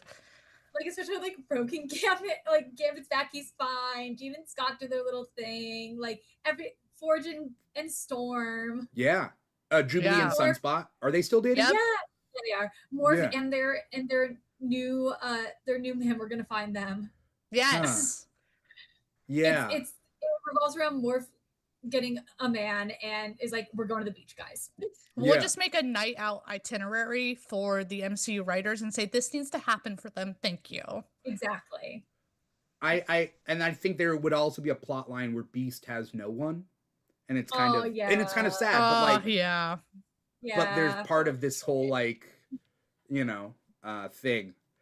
Maybe he meets Abigail Brand, True. Who knows? Trish Tilby's still out there, right? Yeah. You know, all maybe. Still infected from. They showed her for like 5 seconds in one of the episodes on TV, and she's still infected by the Sentinel scars. She has like the scars, right? Yeah. Does that mean anyone who turned into a Sentinel has those I scars? think so. Yeah. They got to explore that because that's like a portion of the population is visibly Sentinel. Yeah. Because I'm like wondering like if it was a lot, or like because she was the longest, because she was like one of the first ones to turn. Easily something that Creed could have blamed on the mutants and got what he got at the end of this season. Exactly. Yeah. Easy to twist. Definitely. I mean, yeah, let's talk about that. The final 2 episodes kind of bleed together in my head, also because I got to see them at a special screening. So I saw the final episode a week early, and I saw the second and final episode that night. So watched like both of them back to back. So they kind of like bled together, but also storyline, they kind of like bleed together. It's all about Gambit. The X-Force ally themselves with the X-Men to find Gambit. Gambit is back. He has a bunch of different powers. And then we go through multiple double crosses over the like final 2 episodes. How'd you guys like this? I have so much to say about this. Go for it. So my one big thing before I say anything else is that I wish that episode 8, Dead Man's Hand, was a 2-parter or longer. I kind of wish that it was a 2-parter or like bled into the finale. I just wish we could have seen him more as Deathbit, because it was just such a cool design and concept, and the tarot cards and just like all the Rogue and Gambit romance, dark romance stuff that was happening was just like so for me. Yeah. And I wish we just got to see more, but I think especially episode 8 was, I think, my favorite episode of the season. I loved how, like I mentioned earlier, I'm not the biggest fan of the original Death Gambit storyline in the comics. I read it recently for the first time in preparation for this and was just not resonating with me the way I thought it would. Yeah. And so going into this episode, I was like, we're either getting this or we're getting something completely different. And the fact that it went down the completely different route was such a wonderful surprise. And having it be like this gothic romance story with Gambit, with Deathbit and Rogue was so cool. And all of it going to show just how strong the power of love is, and how no matter what, no matter all that happened in season 1 and Gambit literally dying, he still loves Rogue, and Rogue still loves him. And even though he's corrupted and has Apocalypse controlling his mind, he still is able to break through and wants to marry Rogue, like wants her by him for the rest of his life, like, and she does the same, right? Forever and literally forever. And the fact that she, when all that happened, like the second, like it's like we really don't see Rogue that much leading up to this episode, but every time we see her, she's so quiet and she's not like the big presence she usually is. She's like always like sitting with like cuddling up against like her legs, she's like hugging her legs, or she's like playing with her gloves. She's like not the Rogue we always see. Like she kind of lost that like confidence and spark about her. And then the second in that episode when she sees the shadow of Gambit, and just like her whole body relaxes and she starts crying was like the most powerful scene for me in the episode. Like you just see that switch, and then everything from there when he's offering his hand, she's like, "I'll take it. I I've been a wreck over about this for who knows how long, and like I'm scared, and this is not really you, but like I can't imagine not being by your side after everything the two of us has been through." Like it hit a chord with me that I didn't realize that it was going to with this episode. Like I thought it was going to be full out Gambit is going after Rogue and like is brainwashed and wants to kill her, or like doesn't know who she is, but like the Yeah. fact that he remembered everything. He knew to go to New Orleans and get his ex and his whole family and His possess ex. them. His ex. I love that line where Rogue is like, "You took your ex on me to bring me here." But the fact that he did remember and was able to still was wanting to just spend his whole life with Rogue and have this goth blood ritual wedding was Yeah. was everything. Yeah. It was very vampire. It was very right? vampire. Like, again, Louisiana reminds me of like Interview with a Vampire. It's Yep. just very, Yeah. you know, spend eternity with me sort of thing. Yeah, like the gothic mansion, like just like his whole get up, like the whole dinner scene.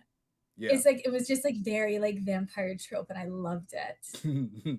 She said yes after a sip of a drink. She did. She And said, same girl. "Yeah, I can't lose you again. We have to do this." Yeah. He had to prove he wasn't evil though, right? Because he's not evil. He's just like Yeah. corrupted.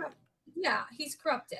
Yeah. Like there's that line that she says that where she's like, is this really you, or like who's actually like in control right now? Like what is going on? Yeah. Yeah, how can I trust you? And he hits her with, "Well, you got to trust us." I'm like, "Oh, Yeah. hey, wait a second. Calm down there. Chill. That's funny. Yeah. I mean, I was surprised they didn't go down just the normal easy route it would be. A lot of these episodes, I'm surprised they don't go down the easy route of like what you would write for a normal sort of superhero cartoon, you know? They're throwing twists and turns. And then an episode like this where you would think it would just be a lot of like, "Oh, you're evil, stop being evil. No, I like being evil now." And there's a fight, you know? Yeah. It wasn't really that. Is this the episode where they board the X jet and they're like, that's when they kidnap Rogue, right? Yeah. And a bunch of them. Yeah, when they attack the X jet with their motorcycles. Yeah, that was crazy. It was so silly. I loved it. Were they actual motorcycles, or were they like flying motorcycles that he got from somewhere? Flying motorcycles. Yeah, it was like flying ones. It's like, where'd they get those? That comes with the tarot. You get tarot cards and you get motorcycles. I was trying to figure out what Gambit's powers were in this. And that's like a big pet peeve of mine, is when I watch something like this and I can't figure out what your powers are. Because if I can't figure it out, you could technically do anything. Mm-hmm. Is that a same problem for you guys, or? Not I really. think so. I felt like it was like his powers with just more of like the a spookier element to them. Like I guess that's the best way to describe it. I did somewhat see someone say that it was his powers from like New Suns or something, which is not something I've read, but I saw a couple of people saying that it's an adaptation of his powers from New Suns. Okay. When he gets like the power up, right? Yeah. Okay. I'm gonna have to look that up. But yeah. Yeah, New Sun Gambit. Huh. Anyway, I was like, okay, so his cards can possess people. I got that down. Sometimes they explode things, but sometimes he can put people to sleep. Yeah. Yes. Yeah. It's just his cards can do anything. Yes. The cards. Kind of what it is. It's the heart of the cards, you know what I mean? It's fine. It's part of, again, why sometimes, yeah, I mean, it's actually coupled with the reason I don't like Apocalypse as much, is because Apocalypse can do anything. Mm-hmm. It makes it uninteresting, yeah. power wise, like he's growing large, he's stretching his arms, he can turn his arm into a gun. But why do that if you have other powers? I don't know. Yeah. It's just an apocalypse problem for me. But I love that Gambit isn't evil. He's just corrupted because that means he's savable. You know. And it kind of adds like the soap opera-ness of X-Men as well. Like having this episode be like you said, like not the typical punch fight, and being their romance story is always like, especially when you're involving Rogue and Gambit and like their romance, like you always want to go down the romantic route. Like yeah. I'm watching a romance movie right now. That's what people forget about X-Men. X-Men's so opera-y. Yeah, you know? and like that's like that's my favorite parts, and like maybe it's because I'm like someone who loves that kind of genre of stuff. But like when I'm reading these comics, my favorite ones are the ones that are like more of the slice of life, or like one of my favorite comics is Mr. and Mrs. X. Like I love that Mr. series. And Rogue and Gambit, also by Kelly Thompson, when they're in their fake relationship therapy that turns to real relationship therapy, and ends up being just like a commentary on relationships in general, and I'm like, that stuff is so appealing to me. Yeah, I think what it is. Agree. Yeah, sorry, Lacey, were you gonna say? Oh no, I was just saying I agree. That's part of why I love Rogue and Gambit so much, is because their relationship feels realistic to a real world application. You have some of these romance couples that are like, oh, they're perfect, and it's like, I don't want perfect. I want something that feels like tangible, that I could see, or that like I could relate to. So I agree 100%. Yeah. Especially when it comes to the limitation of her powers, and how her whole, like, I love how her whole journey in the show has been like basically learning about love, and how love isn't how the world has taught her to be, it's how the people around her have taught her to be, and going through everything with Magneto and being like, oh, that's not the kind of love I'm looking for, and realizing it was with Gambit all along, and it doesn't have to involve physicality at all, is like really cool to see. Yeah. Also, the Avengers could never, because they have never. The Avengers are co-workers and the X-Men are family, so exactly. You know, yeah, exactly. They literally could never. Yeah, because I mean that's also, but it doesn't lend itself to that. Like I think the structure of the team, yeah, like Avengers are co-workers, so why would we care about a soap opera between co-workers unless they actually care about each other? Like The Office, the show got way better when you realized the interpersonal dynamics of the characters, and sometimes they do care about each other over time, right? And it just becomes more interesting when Dwight does something good to offset all the dumb things he's done, or Jim also, because it's the same thing. Justice League are very close friends, you know, they're not family, but like that's why I think DC and X-Men go hand in hand a little bit better than the Avengers as co-workers do. But then final episode, because I want to go over the final episode. I want to go over thoughts of what's to come. And then, we could touch very, I want to hear you guys' opinions about MCU X-Men casting. But first, let's get through this stuff. The final episode. This caught me by surprise. I just wasn't, I didn't expect that ending. Yeah, me either. Like I said before, I wish that it was more of a stretch out version of Death Gambit into the last episode. Not now with what we got. I wasn't expecting it to be like Apocalypse Gambit hybrid. Yeah. Which was an interesting choice, but I was like, I wasn't expecting it. But I loved seeing like Rogue turn to Celestial, like willing to make that sacrifice, and kind of like her journey with grief throughout the season. Like, this may be the only thing to save the people I love, is to like sacrifice myself. Like, what else do I have to give at this point? And then it being Kurt the one who goes, so she can live out the life that she's been wanting and wanting and wanting for all this time, would just like hit like a gut punch. Yeah. I thought she was just going to sacrifice herself. I thought that was the deal, and that was the sad moment at the end of the episode that was going to happen. You saw it coming? as soon as she taught, like, the words she said to Kurt, and as soon as he looked at her, I was like, oh no, they're really gonna do it. And I like looked at my husband and I was like, I'm so sorry.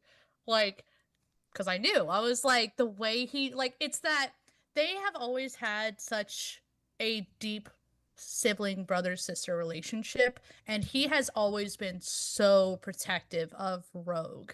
Like, his love for her is so deep. Like, so when he looked at her and they just have an understanding of one another, I was just like, oh, this is it. Yeah, he's about to make sure she's happy. Yeah. And then she goes off, we get our fight scene, and then B shows up, and I'm like, oh, dang it. Yeah. I had a feeling that it wasn't gonna be like, I didn't think she was gonna die.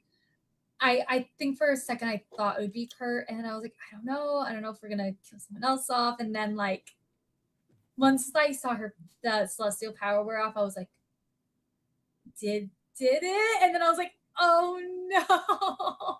Mm-hmm. Oh, it's so sad. But it was like seeing, and like that happening right after seeing Rogan Gambit kiss and do their little Disney prince and princess spin into a kiss and like have that really tender moment to that. I'm like, oh God, Rogue can't be happy for more than 5 seconds. She can't have everything. She can't No. have everything. She can't have everything. And I'm like, at least she has like one of her people to comfort there, but like now she lost her brother. And just like Rogue can't have everything, it's like the trade-off of we can't have everything. I Yeah. literally, like, I remember being like, man, I'm not kidding. I was like, man, I would give anything for Rogue and Gambit to just end up together and be happy. And then Marvel did that, and I was like, ow, I didn't know what wish I was making. And Yeah. The like, monkey's it paw yeah, curled 100%. a I finger. felt like I made a wish, and I was like, oh, I didn't No. understand the cost I was paying. Right? Ouch. Especially after like I will say like getting to see them have their moment at the end of the episode was just such a payoff from like 5 seasons of the original animated show, Will They Won't They, and then like Yes. everything in season 1, and then up until now, like finally seeing them and like knowing next season they'll be like all cute in a couple. I'm like, this is such a good payoff after all this time. To immediate drop off. Yeah, to that. I also did find the really other compelling part of the episode was just like Cable's whole deal. Like, Yeah. is like Cable's just like moral dilemma of everything, and like him just willing to take the shot, and he does, which was crazy. He just went and shot Gambit. Yeah. I wasn't shocked. I just said, you idiot. Yeah. I mean, it makes I was like, sense. It makes "Dad." sense No. from his point of view. He doesn't have an 100%. attachment to Gambit. Sure, kill No. him. Yeah. 100% made sense for his character. I was just like, if I thought that somebody was in your brain able to control you and has already brought you back once, I wouldn't kill you. No. That And I wouldn't be my first thought. And I wouldn't shoot him in the brain. Yeah, I was like, you dummy. I was like, there was a different way to do this. But it's not the way that Cable is always dependent on his guns over his psychic ability, right? Brute So, force. He is very brute force. That scene where he drops off the helicarrier or whatever he's dropping off of, and he's essentially firing a gun that is so powerful enough to go through floors of a building that he can then drop into. I was like, you've had this gun all along? That's crazy. But that's just brute force Cable. Yep. But he was also crashing out that his life's purpose, the whole reason he suffered for 60 years, like how old is this guy? Like he's older than Cyclops and Jean Grey by far, but like maybe he's 50, maybe he's 60. Like he's suffered all that time and he doesn't get to kill Apocalypse? That would suck. What's the point? What's the point of all that if he doesn't get that final like moment? The final blow. And like the way he looked so pissed when Rogue handed him the gem of Apocalypse, he was like, he's like, that you did it? He's like, what? You did it? Just like the look on his face. I was like, oh my God. This poor guy. I'm just thinking about like Rogue having to sacrifice and then Nightcrawler taking that sacrifice from Rogue. And I'm just thinking about different characters. And I mean, we don't really have time to go into all that, but like I'm just wondering what each character would sacrifice to get the power from the Celestial to take down Apocalypse. Like, Yeah. if Cable was given that chance, what could Cable sacrifice? Yeah. I don't think anything. No, because he doesn't really have an attachment. Oh, he doesn't have the attachment to his dad or the woman who raised him, as he refers to her as, and like his mom is dead. So what else does he have to lose? Is his mom dead? Madeline, yeah. Yeah. Oh yeah. Wait, is Genosha. She did die in Genosha. Uh-huh. Yeah, her picture's on the shrine. He says, "Sorry, Mom." I loved season 1. By the way, season 1 to me was 10 out of 10. But agreed. That one got 10 out of 10 for me as well. Same. That's why like this whole season hinging on Apocalypse to me was like, well, okay. But I also don't blame it because like you can't really like how do you compete with Genosha, you know? Yeah, that's like it's such different concepts. Yeah. And also the writing changing and switching and things getting dropped and edited out and yeah. A lot of characters, which I felt like this finale, it was like because everyone was there, it kind of felt like it was just like kind of like a lot of this like kick punch at a time. yes. Like what's those cool moments like when Gambit wakes up for the first time and oh my gosh, that was really good. I've seen like, so many edits of that with different songs and I'm like, they all work. They're all so good. They're all great. And it with being like with like him, Polaris, and Bishop, I was like, oh, this is like my lineup of guys right here. Like I love them all. Shout out AJ for dropping some good voice lines in that scene. Yeah. Wow, shout out. When he's like, you're surprised to see me, when it was the direct line from the original series. Mm-hmm. I was like, I didn't catch that. Okay. Yeah, he says, I bet you're surprised to see me or something. Yeah. And it's from one of the first like Gambit focused episodes in the original series. I think it's actually from Days of Future Past, maybe. But then also later when he says that Rogue always comes to Gambit's rescue. Yes. Oh my god, I love that they referenced the first episode. I was hoping he'd say that at some point, and then when he did, I was already crying. Just more tears started coming. Yep, that part got me too. I do want to just throw out there as one of those other little funny things that I could not help but laugh at a little bit was the fact that they put this poor Gambit man, in his armor and trench coat in a bed and tucked him in. I said, wait a second. Are those also his pajamas? Why is he still in his armor? Who sleeps in armor? Right, where's his little crop top? Like, something. Get him some sweatpants and a little crop top, make him comfy. But just tucked him right into that bed. Yeah. That's how he popped up ready to fight. He was ready to go. He was already dressed. I like that fight scene, by the way. The Polaris Bishop versus X Factor fight scene. Like they were taking them all down. That was really cool. But yeah, Gambit had to be suited up for that scene. Or unless he shows up in the crop top. Like straight out of bed. That could have been honestly, that would have been so funny. That would have been so funny. Just everyone in their fighting outfits and then him in his crop top. I feel like it just could be a meme of like because he's in the bed with the jacket of like that one friend you have that just loves their like outfit so much, you know, like their one jacket that they love so much they're never gonna like part with. Even that one friend that's prepared to go to work the night before.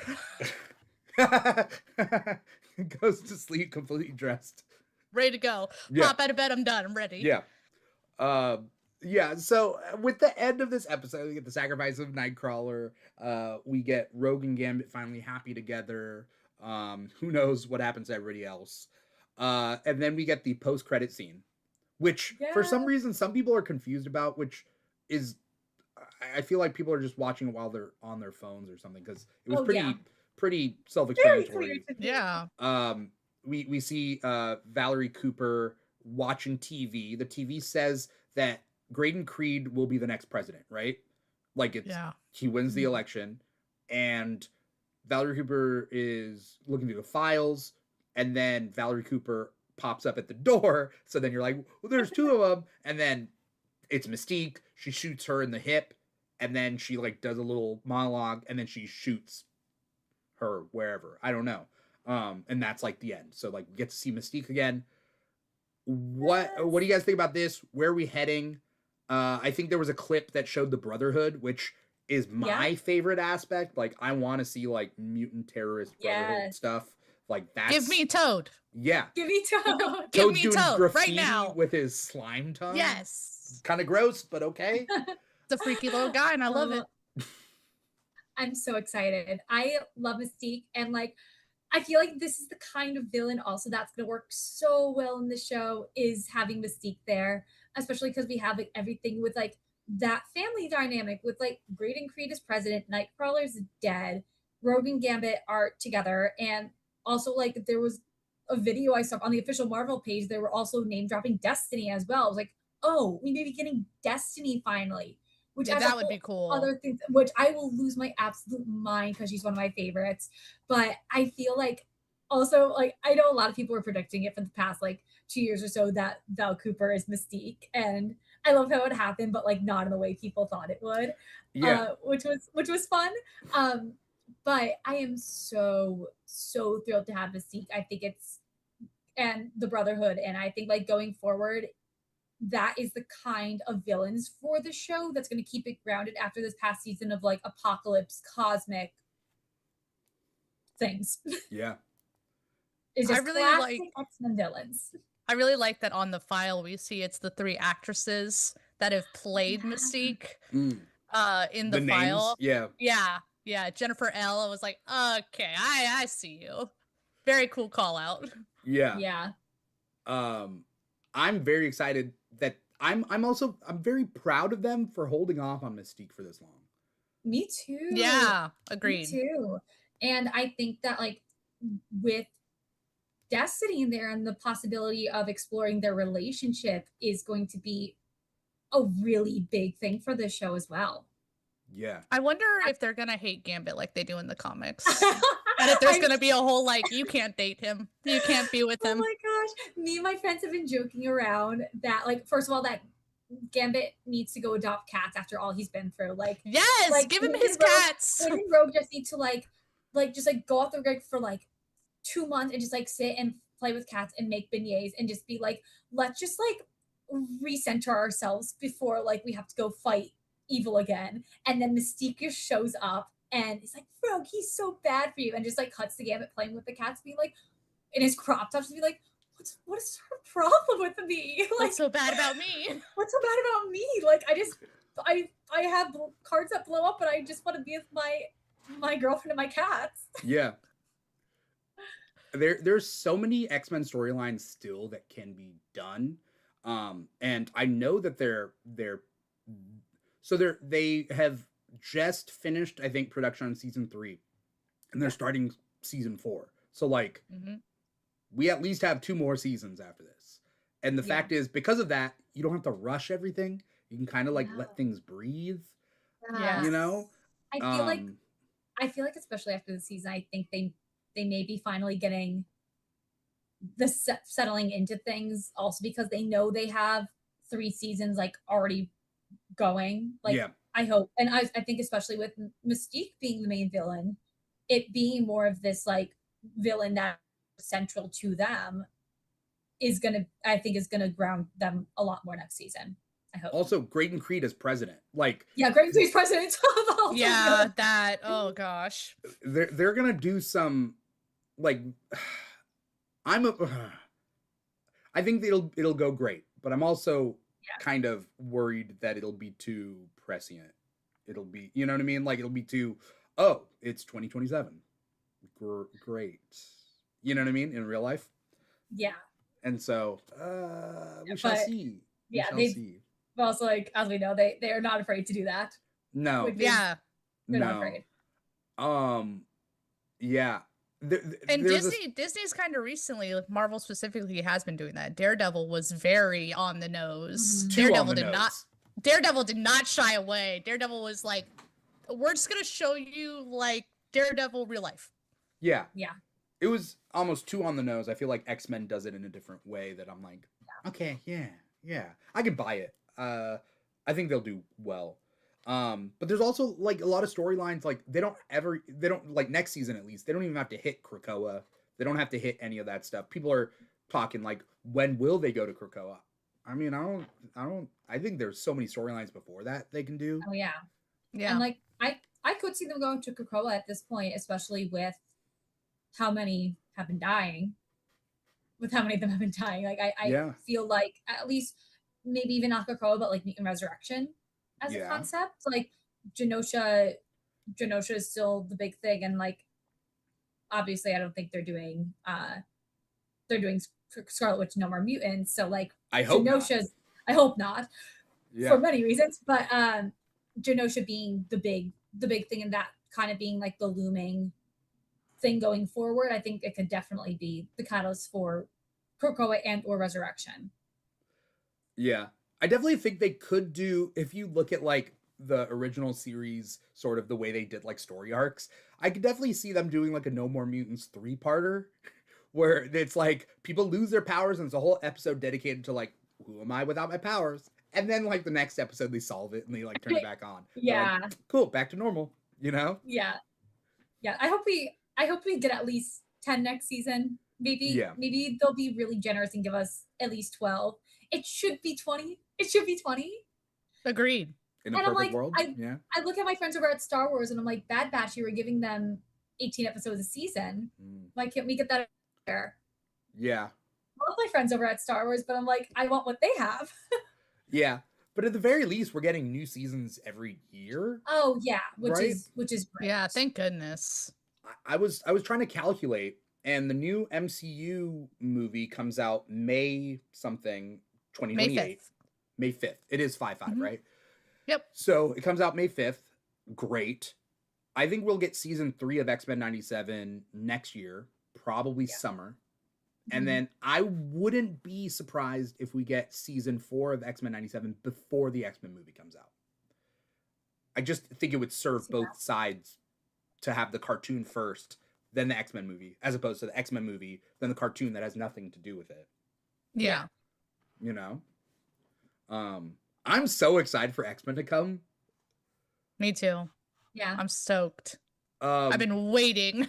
Yeah. We've all been waiting. Let's touch on this real quick before we get going. I know this episode was dedicated for X-Men 97 season 2, but you know, MCU X-Men cast came out yesterday, and although I'll be doing a podcast episode tomorrow on this topic in full, I want to know your two opinions about the people that were cast, because I mean, we all know, right? We're not spoiling it for each other. Oh, no. Okay. Yep. At D23, they announced the X-Men cast for the new upcoming movie. You guys have any thoughts about the cast? And excited, not excited, excited? Yeah, so overall, I'm really excited to see them do this particular group of mutants as opposed to like Wolverine and Friends or like a male heavy cast. Like the fact that we got like what I assume will be like the original 5 them being women, or like I'm sure they're gonna announce a couple others, but like 4 out of the 5 of like the mutant, that generation mutants being women was very, very exciting to me. I love Sadie in Brand New Day. When I first heard the rumors for her as Jean, I was like, oh, I totally see that. She's an actress I've been watching for a long time, and I think that she's so great and just like the right talent to be having leading this franchise. Kit Connor, Scott, I was surprised when they announced, like after there's like rumors of so many other people, and then I was like, wait, no, has the perfect like strength yet dorkiness about him. Samara Weaving, I think, is perfect. Maya, who they cast as Storm, is oh my gosh, so incredibly excited. She's a Broadway girl. Seeing someone who has 3 Broadway credits under her name but no film credits and being cast in this movie is just so wonderful to see. She's just like so talented. Everyone go watch her sing. Everyone go watch videos of her and Juliet because she is amazing. I don't really know who they cast as Xavier. Christopher Abbott? Yeah, Christopher Abbott. I'm not familiar with him. I know he won a Tony Award this past season, which I'm like, Tony Award winner, like great actor, obviously. Adam Driver, Sinister, I'm like, interesting, not opposed to it. Yeah. The one that is is the one out of left field for me is Rogue. India's Rogue is not who I expected.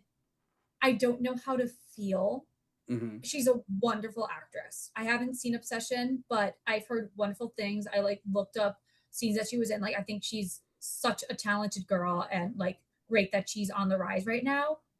Just not clicking for me that she's Rogue. And I think it's all going to depend which direction they go with the character, because I'm not sure if she's going to be already member of the team or she's going to be anti-hero brotherhood, whatever first, but, or are they going to do like Spunky Southern Belle, like is like in comics and animated? Are they going to go like more X-Men Evolution? Are they going to go more Anna Paquin? Like, I'm very interested to see what route they go down with Rogue, even though like at my heart, I want it to be like Dolly Parton, Southern Belle, Rogue. Yeah. I'm open to see what happens, but like right now I'm not convinced as other people are. Yeah, which is fair.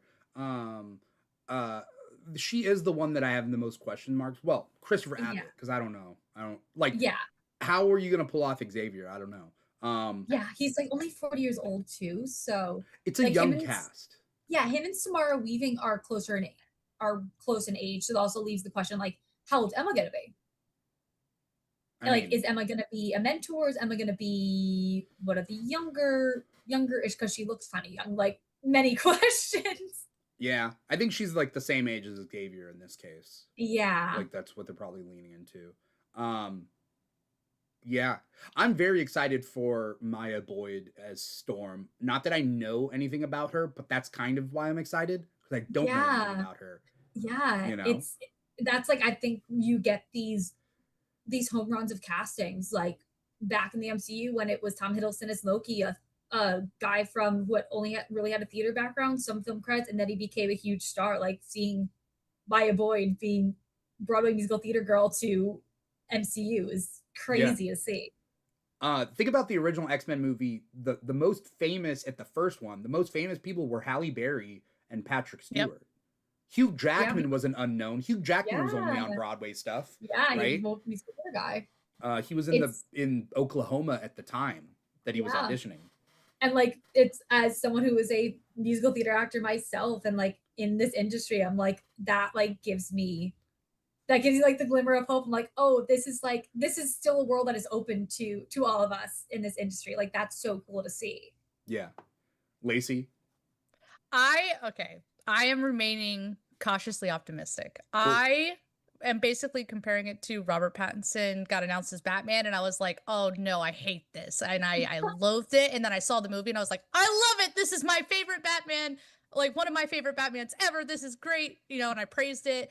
And, there was so much strife with when Hugh Jackman first got cast as Wolverine, and now he is Wolverine. So I'm taking a step back and going, let me see it. Let me at least see a trailer. I cannot form an opinion yet. I have to see them in costume, in action, before I can say anything. I mean, I will say that, like, although I'm always cautious when it comes to MCU, their casting is always good, in my opinion. I love the MCU casting, and also like the costume. I know the costumes are going to be great. The story is the question mark to me, but I think that, like, I feel like the casting is very specific. It doesn't read like a fan cast list. It reads like they have something in mind. Like, they have a point, they have a direction, they have a purpose for this franchise, and they cast young because maybe they're like, let's keep this going for 30 years. It does. I agree. I think that's what this is. It's young, and it's a lot of lesser known people from like horror movies, which I love. I'm like, good. Don't make this a big name thing. Like, don't make everyone a big name. I want to watch these people grow just like I watched the Avengers grow. Yeah. I mean, I have a lot of question marks about how everything works together, but we shall see. But I am very excited, so I'm glad that we were able to talk about this and fit this me too. This tail end of this episode, because last night I was like watching it on my phone and I was like, what? This is I was The Storm part, I was waiting. I was like, am I gonna get somebody I know? And they said like an unknown name, and I'm like, do I know this person? What is no? And then, like, even the applause was a little bit less for her. Mhm. But I think it's because the audience just didn't know who she was, not because they're not gonna be supportive. Because I've only seen positive things with the Storm casting. Yeah. From people. Yeah, same. I think it's gonna work in their benefit. So I think Mhm. they're definitely made smart choices instead of lazy or desperate choices. Yeah. You know, they could have cast The Rock. They could have. You take that back and you take it out of the universe right now. The Rock Better as stop. Professor X. The Rock as Professor Oh, X. You know? My God. I'm just imagining this now, and yeah, cool. Thank you, both of you, so much for coming on this episode and talking about X-Men 97 Season 2 with me and to the people out there. Spell You Later just hopped in the chat to say hi. So hi to Spell You Later. Hi. Also, thank you to Ashton Shaw Solana 4438 for jumping in the chat earlier. Before we get going, though, Liv, where can we find you? What do you got coming up? Anything you want to plug? Yeah. I am on Instagram and TikTok at the Libra Live. Do a lot of cosplay stuff on there. Talking a lot about X-Men on there lately. I also have my own podcast called Damsels Distressing that I do with my best friend Chloe. We're on a hiatus right now, but in the fall we'll be finally bringing it back. So very excited. So if you want to follow along with that, go ahead and give that a follow too. Good luck with that. That's cool. Yeah. I'm excited to see that come back. Yeah. And your cosplay is amazing, and it's just always Thank popping up in my you. feed, and I'm like, Cosplay is so good. Thank you.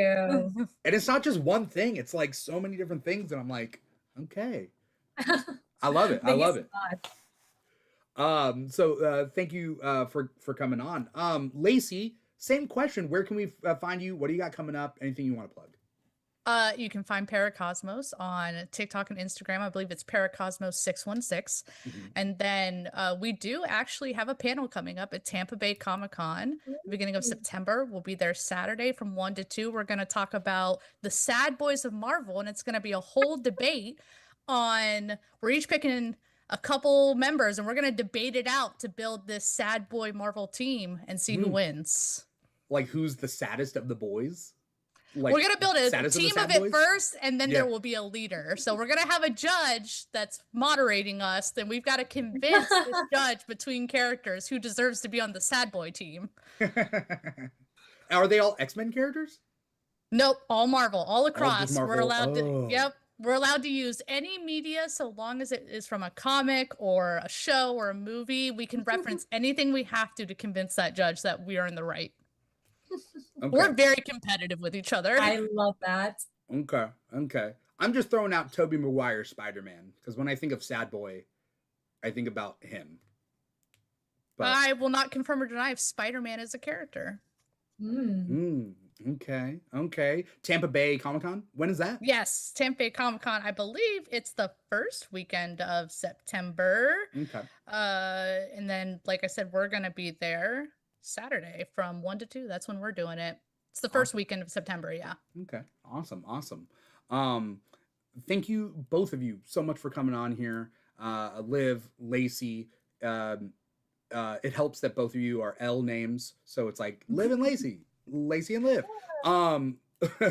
For anyone out there who's watching us live, you're watching us on youtube.com/The Keeg Show, or listening to the podcast, Spotify, Apple Podcasts, etc. Wherever you're watching us, listening to us, digesting us, like, comment, subscribe. Doesn't cost you anything to write a review. Help us out. If you do want it to cost you something, we got a Patreon, patreon.com/The Keeg Show.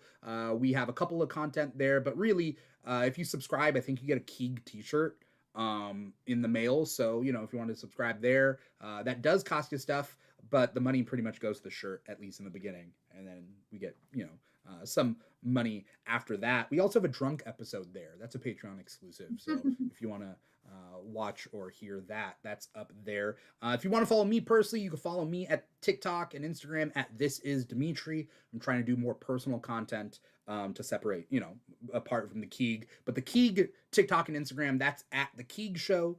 on TikTok and Instagram. We're also on like Blue Sky, Threads, Facebook and all that. So pick a social media platform. We are there, except for Twitter. We are not on Twitter. At the Keeg Show, pretty much everywhere. This show is the Keeg Chats. We also do Comic Talk every Thursday. The Keeg Chats is dedicated to movies, TV shows, everything that we can't get on Comic Talk. We talk here.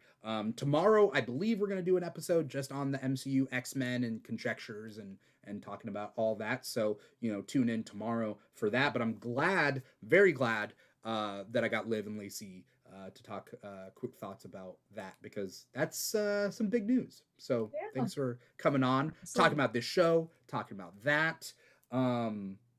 That's pretty much it. Thank you yet again for coming on. Thank you everybody out there for watching. Thank you. Thank you. Once again, I am your host, Dimitri Pereira, and this has been the Keeg Talks X-Men 97 Season 2. See you guys next time.